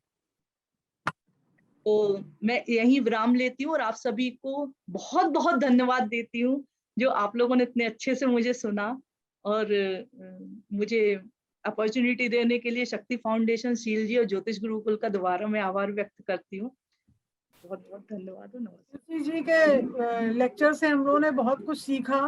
न्यूसी जी का लेक्चर पहले भी मैं 1-2 बार सुन चुकी हूँ, और भोपाल का ही IISF है, उसमें मैं भी मेंबर हूँ, तो शील जी के थ्रू ही हो रहा है ये सब।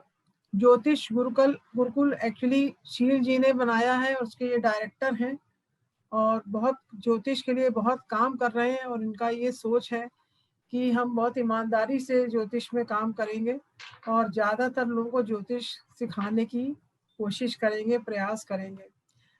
मैं तीसरा जो है उपक्रम मेरी कुंडली का भी परिचय कराना चाहूँगी। मैंने अलका जी से कह रखा है कि इसका परिचय भी आप ही दे दें, तो अलका जी सिर्फ 2 मिनट लेंगी और इसका परिचय दे देंगी। ये एक YouTube चैनल है, इस चैनल में आप सभी का स्वागत रहेगा हमेशा। इस मेरी कुंडली की संरचना इसलिए की गई कि आम आदमी ज्योतिष को समझे, अपने लिए, अपने परिवार को ज्योतिष के नजरिए से समझे, अपनी कमियों को समझे तथा कमियों को दूर करने का प्रयास करे, अपने जीवन में सुधार करे, ज्योतिष को अच्छी तरीके से समझकर जीवन को हर तरीके से सुरक्षित करने का प्रयास करिए। मेरी कुंडली की सबसे बड़ी विशेषता ये है कि नाम तो है मेरी कुंडली, परंतु इसका मुख्य उद्देश्य है आप सभी स्वयं को तथा अपने परिवार को ज्योतिष के माध्यम से समझें। धन्यवाद मुझे परिचय देने के लिए, संक्षिप्त परिचय मेरी कुंडली का। सुषमा दीदी को बहुत बहुत धन्यवाद। न्यूसी जी, बस कुछ खास नहीं, आपको बधाई देना चाह रही थी। इतनी अच्छी तरह से आपने विषय का प्रवर्तन किया, बस वही बधाई देना चाह रही थी मैं आपको। बहुत अच्छा बोला आपने, thank you so much. Thank you very much Nisha ma'am, बहुत बहुत धन्यवाद निशा जी आपको, आपने भी बहुत अच्छा बोला। एक्चुअली आज की चर्चा पूरी की पूरी बहुत ही सार्थक और बहुत ही ज्ञानवर्धक रही। हाँ, मेरी कुंडली मंच के लिए इस बात का बहुत आभार है और बहुत बहुत धन्यवाद है कि उन्होंने हम लोगों को जोड़ा और एक जगह इकट्ठा किया। आप लोगों से सबसे मिलके बहुत अच्छा लगा। चलिए मैम, आगे कंटिन्यू करिए आप प्रोग्राम। मेरी सपोर्टिंग टीम में मृणाली तिवारी जी हैं, इन्होंने श्लोक पढ़ा है, अभी आगे भी पढ़ेंगी, और अलका जी, तृप्ति जी और शशि अग्रवाल जी ने हमारी सपोर्टिंग टीम में काम किया है। आगे में मुझे अपनी चीफ गेस्ट को आमंत्रित करना है। मैं स्वर्णलता जी को आमंत्रित करती हूँ। स्वर्णलता जी, आपको मेरी आवाज आ रही है? हाँ, आ रही है मैडम। हाँ, तो आप अपना बताएं हमको कि आपको कैसा लगा हमारा प्रोग्राम। बहुत ज्ञानवर्धक बातें न्यूसी जी और शाह जी ने और शील जी ने बताई, तो काफी इंटरेस्ट तो रहा, लेकिन प्रोग्राम थोड़ा लंबा हो गया, कुछ नेट की दिक्कतें भी आई, लेकिन आप अपना उद्बोधन करें प्लीज। सबसे पहले सभी को नमस्कार मेरा। और आज हम लोग एक बहुत अच्छे विषय के लिए, और जो हमारे अभी देश में बहुत जरूरत है जिसकी, उन सब विषयों पर एक डिस्कशन करने के लिए हम लोग यहाँ आए हैं। और मैं देख रही हूँ कि अभी 9 बज गया है, तो सभी ज्यादा तो नहीं समय लेंगे क्योंकि इस समय डिनर का टाइम भी होता है। इस प्रोग्राम को ऑर्गेनाइज करने के लिए और इस प्रोग्राम को एक रूप देने के लिए मैं सबसे पहले सुषमा रानी जी का धन्यवाद करती हूँ। उन्होंने जो थीम चुनी है वो आज हमारे देश में और हमारे विदेश में भारतीय परंपरा और भारतीय ज्ञान का जो उन्होंने शुरुआत की है, उसके लिए मैं उनको धन्यवाद देती हूँ। बहुत बहुत धन्यवाद सुषमा जी, आपने बहुत सही चीज चुनी है। और ये हमारे जो ज्योतिष शास्त्र है, सबसे पहले हमारे भारत से ही शुरू हुआ था, और इसका जो ज्ञान है वो यहीं से ही शुरू हुआ है। आज हम विषय पे पढ़ते हैं कि बाहर का जो ज्ञान है हम उसको एक्सेप्ट करते हैं, लेकिन जब हम अपने दिल्ली के कुतुब मीनार को देखते हैं, हम वहाँ के आर्किटेक्चर को देखते हैं, वहाँ के हिस्टोरिकल जो आर्किटेक्चर्स हैं दिल्ली के, जब हम उनको देखते हैं, तो हमारे यहाँ लाल किला है, हमारे यहाँ कुतुब मीनार है, इन सब के जो आर्किटेक्चर देखते हैं तो आपको ये पता चलेगा ये सब वास्तुशास्त्र के अनुसार ही बने हैं। और आज हमारे इस वास्तुशास्त्र के विषय पर तीनों ही महारथी जो हैं, उन्होंने इतना अच्छा वक्तव्य दिया कि हमारे शक्ति फाउंडेशन, मैं शक्ति से जुड़ी हुई हूँ, तो मैं शक्ति जो है हमारा जो वुमेन चलाते हैं, वुमेन की जो शक्ति है इसलिए उसका नाम शक्ति दिया गया है कि हमारे ये घरों की जो शक्तियां हैं जो हमारे पूरे कंट्री को चलाती हैं, क्योंकि परिवार एक महिला के द्वारा ही चलाया जाता है, नारी ही उसको चलाती है और उसको अपने घर का सेंटर कहा जाता है। और हमारा भारत देश ही एक ऐसा देश है जहां पर फैमिली ही एक यूनिट है, और फैमिली एक यूनिट है। जब बहुत फैमिली मिलती है तो मोहल्ला बनता है, मोहल्ला मिलता है तो शहर बनता है। तो उस फैमिली की जो रीढ़ की हड्डी है वो एक महिला है। तो शक्ति फाउंडेशन के साथ जुड़ के उसमें हमारे ज्ञानवर्धन को देने के लिए, ज्ञान को देने के लिए ज्योतिष गुरुकुल, और आज हमने जो विषय चुना है वो हमारा घर शास्त्र, जो घर का जो टॉपिक है आपका घर वास्तु, ये जो चूज किया है, इससे अगर हमारे देश के सारे ही घर अगर अच्छे हो जाएंगे, सभी बैलेंस फॉर्म में आ जाएंगे, तो हमारा देश जरूर तरक्की करके आगे आएगा। हमारे जो स्पीकर्स ने हमें जो ये ज्ञान दिया, ये ज्ञान हमें था, और इस ज्ञान की परिभाषा जो एक प्लेटफॉर्म चुना, जो इस प्लेटफॉर्म के सहारे, अभी ये शुरुआत है, लेकिन इसके सहारे यूट्यूब चैनल पे जो कुंडली ऑर्गेनाइजेशन आपने दिया है, तो यूट्यूब के सहारे अगर ये चीजें हमारे यूट्यूब पर आएंगी तो यूट्यूब के बारे में हम सभी जानते हैं, हमारे विदेशों से भी क्लिक होंगे और ये हम घर बैठे हुए, हमारे घरों में बैठे हुए सभी लोग उसको सुन सकेंगे और हमारे ये भारत का जो ज्ञान है, हमारी परंपराओं का जो ज्ञान है वो देश विदेशों तक जाएगा। इससे हमारे कितने कॉन्टेक्ट बढ़ेंगे, हमारे ज्ञान का विस्तार करने का जो एक महायज्ञ शुरू किया है, जिसका एक पहला दिया हमने जलाया है, इस दिया को जलाना और उसमें ज्योतिष गुरुकुल, शक्ति एंड कुंडली, मेरी कुंडली, इन तीनों ऑर्गेनाइजेशन को मैं तहे दिल से धन्यवाद देती हूँ कि ये इतने हमारा जो ज्ञान है उसको फैलाने के लिए एक साथ एक मंच पे आए और इस मंच के सहारे, इस मंच के थ्रू आपका ये हमारे देश को आगे बढ़ाने में एक कंट्रीब्यूशन होगा, ये हमारा कंट्रीब्यूशन होगा। क्योंकि ये वुमेन के बारे में हम ये कहते हैं कि वो क्या कंट्रीब्यूट करेंगे, तो ये बहुत बड़ा ये कंट्रीब्यूशन है, कोई छोटा मोटा नहीं है, बहुत बड़ा कंट्रीब्यूशन है। तो ये इतना बड़ा कंट्रीब्यूशन जो कि हमारे वो जो ऑर्गेनाइजेशंस हैं उन सबके पास है, लेकिन एक हमें प्लेटफॉर्म चाहिए होता है कि कैसे जाए। तो हमारे यहाँ जो अभी जो परंपरा है, भारत की जो परंपरा है, भारत में बाहरी जो मेंटलिटी आ गई है कि बाहर की जो चीज होगी, विदेशों की जो चीज होगी वो बहुत अच्छी होगी। जैसे कि अभी मैं सुन रही थी शील गुप्ता जी ने जैसा बताया कि हड़प्पा और मोहनजोदाड़ो के टाइम पे हमारे घर हमेशा रेक्टेंगल या स्क्वायर शेप में हुआ करते थे, लेकिन जब ऑफिशियल ऑर्गेनाइजेशंस जो होते थे वो सारे ऑफिशियल ऑर्गेनाइजेशंस हमारे हेक्सागन, पेंटागन और सर्कल के फॉर्म में हुआ करते थे, क्योंकि वहां डिस्कशन के क्षेत्र हुआ करते थे। और रेक्टेंगल वाले जो क्षेत्र है, रेक्टेंगल और स्क्वायर घर की यूनिटी बनाए रखने के लिए हुआ करते थे। तो ये छोटी छोटी जो चीजें हैं ये हमें पता नहीं है, तो ये हमारे आज के जो इन चीजों को कोई बताने वाला नहीं है, तो उन चीजों को, छोटी छोटी चीजों को सामने रखना, जिससे हमारी जो 60 करोड़ की जो जनता है, जो हमारी यंग जनरेशन है, वो हमारी 60 करोड़ है, वो 50% हमारी जो जनरेशन है वो कहीं ना कहीं आके यूट्यूब पे पढ़ेगी, जानेगी, मिलेगी।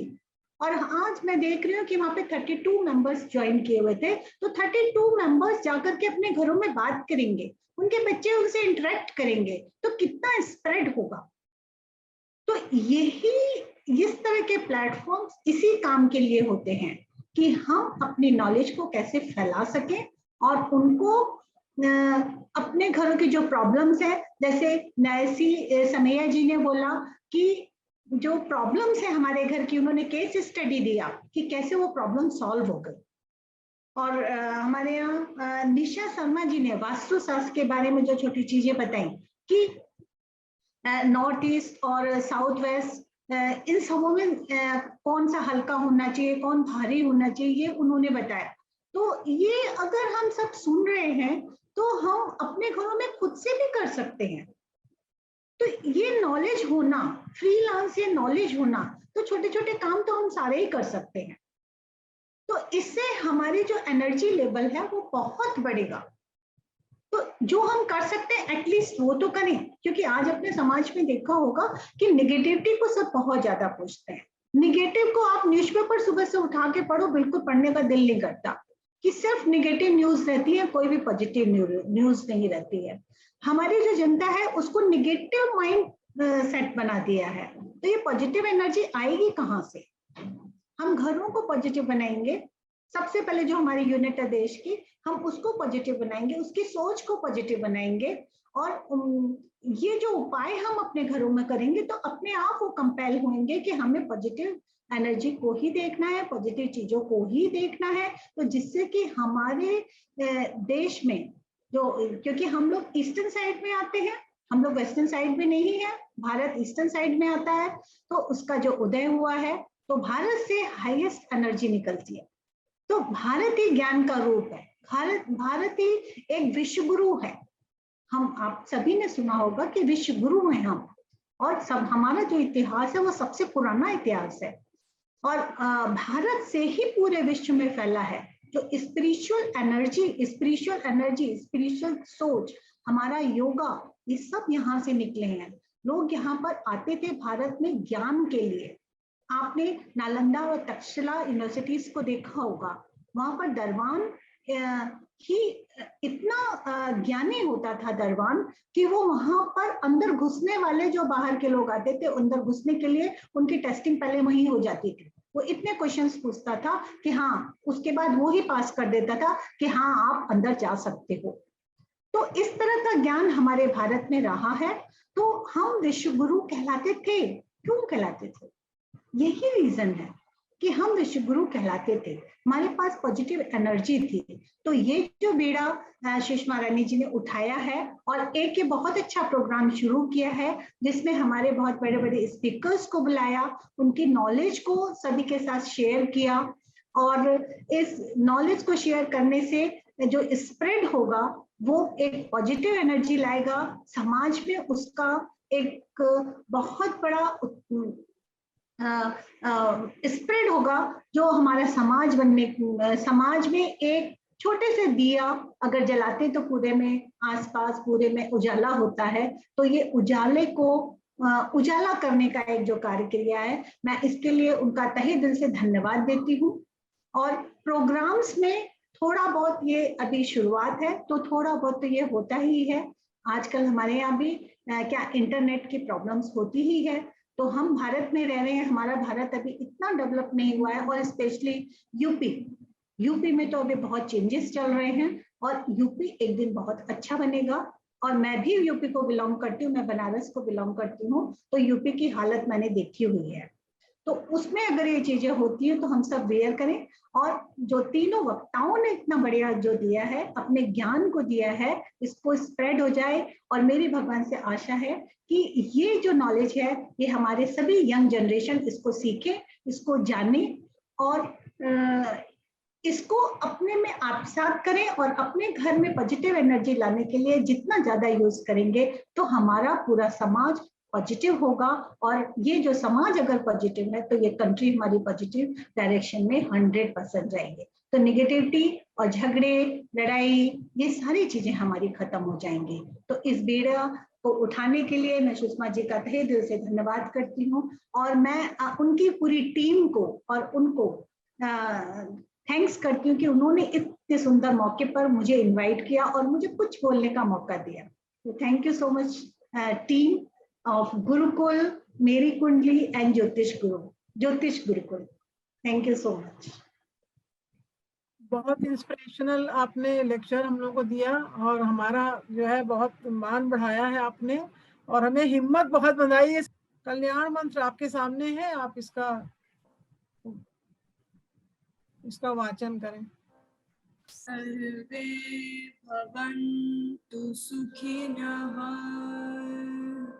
सर्वे सन्तु निरामयाः, सर्वे भद्राणि पश्यन्तु, मा कश्चित् दुःखभाग् भवेत्। ॐ शान्तिः शान्तिः शान्तिः।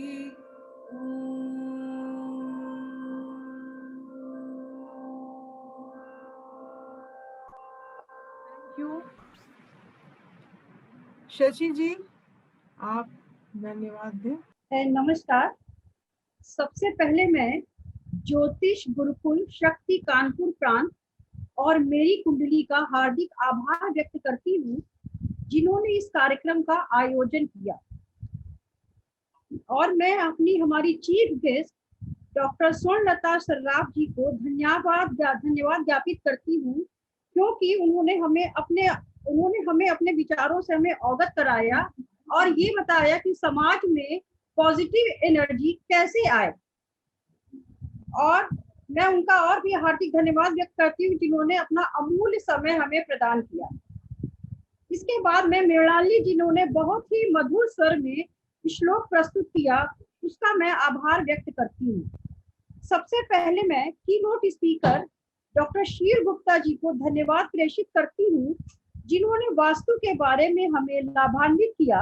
उन्होंने बताया कि वास्तु का मानव जीवन में क्या प्रभाव है। सूर्य व पानी का वास्तु में महत्वपूर्ण योगदान है। वास्तु दिशाओं का ज्ञान देती है। भवन का प्रकार कैसा होना चाहिए, वास्तु का प्लेसमेंट कैसे होना चाहिए, ये सब उन्होंने बता के हम लोगों को लाभान्वित किया। आशा है कि हम सभी आपके द्वारा दिए गए व्याख्यान से लाभान्वित हुए। अब मैं डॉक्टर निशा शर्मा जी, जिन्होंने वास्तु एवं ज्योतिष का क्या संबंध है, उनके बारे में बताया। आपने बताया कि वास्तु हर जगह से संबंधित है। आपने बताया कि हमारी एनर्जी हमारे कार्यकलापों से होती है। हर एक की अपनी आइडेंटिटी होती है। मैं आपका तहे दिल से धन्यवाद प्रेषित करती हूँ। डॉक्टर नैन्सी सौम्या, जिन्होंने वास्तु के बारे में बताया और बताया कि वास्तु ब्रह्मांड से कैसे प्रभावित है, वास्तु की कैसे उत्पत्ति हुई। आपको मैं हृदय से धन्यवाद देती हूँ। अंत में मैं सुषमा दीदी को बहुत बहुत धन्यवाद देती हूँ, जिन्होंने मुझे धन्यवाद प्रस्तुत करने के लिए आमंत्रित किया। धन्यवाद। सभी का बहुत बहुत धन्यवाद। सबने बहुत कोऑपरेट किया, नहीं तो नेट चला गया था तो सब लोग चले गए होते, तो हम तो खाली मैदान में बैठे होते। चलिए आगे फिर हम लोग मिलते रहेंगे और इस तरह कार्यक्रम करते रहेंगे। शील जी का लेक्चर उतना अच्छे से नहीं सुन पाए क्योंकि नेट बहुत गड़बड़ होता रहा उसी बीच में। चलिए सब समय की बात है, कोई बात नहीं। कॉन्ग्रेचुलेशन मैडम और आपकी पूरी टीम को, हमारे रिसोर्स पर्सन्स को थैंक यू। और मैं मुझे आगे भी जोड़े और अपने ज्योतिष जो गुरु हैं उनको बुलाएं तो मुझे बहुत अच्छा लगेगा। मैं उनका सुनूंगी बहुत। जी जरूर सुनेंगे, हम लोग फिर से सुनेंगे, जरूर सुनेंगे। जी बिल्कुल, ऐसे कार्यक्रम होते रहेंगे। अब हम और शील जी मिल गए हैं और शील जी का एक परिचय ये भी है कि हम शील जी तो खैर बहुत पहले से ज्योतिष पढ़ रहे हैं, लेकिन कुछ दिन हमने भी शील जी के साथ में ज्योतिष पढ़ी है। तो वक्त पे हमेशा शील जी से जब भी हमने कोई क्वेश्चन किया है, चाहे रात में 12 बजे किया हो, फोन मिलाया कि हमको ये समझ में नहीं आ रहा, उन्होंने हमेशा जवाब दिया, हाँ ये ऐसे होगा, ये ऐसे होगा। फिजिक्स का होने के नाते हम शील जी का बहुत ऑनर करते हैं। बहुत धन्यवाद, आपने बहुत कोऑपरेट किया, बहुत अच्छा लेक्चर दिया। ऐसे ही वैज्ञानिक व्याख्यान होते रहेंगे और न्यूसी जी, निशा जी और हमारे मुकेश जी हैं, मनोज जी हैं, इन सबके भी लेक्चर्स मिलते रहेंगे आगे। आज पहला प्रोग्राम था। मैं जरा अनुज जी का थोड़ा सा आइडिया ले लूं। अनुज जी को कैसा लगा, ये यूके से अटेंड कर रही है? नहीं बहुत अच्छा लगा मैम, काफी इंटरेस्टिंग था। हेलो जी बोले बोले। हाँ यस मैम, काफी इंफॉर्मेशन से भरा हुआ था पूरा, और अच्छा लगा सुन के। आपको वास्तु में इंटरेस्ट आया? हाँ हाँ बिल्कुल वो तो हर एक में इंटरेस्ट है, वास्तु और एस्ट्रोलॉजी दोनों में ही इंटरेस्ट है मैम। Thank you. काफी देर हो गई है, आपका सबका डिनर का टाइम भी हो गया है। अब इस मीटिंग को हम लोग यहीं खत्म करते हैं। Okay thank you ma'am, thank you. बिल्कुल बिल्कुल।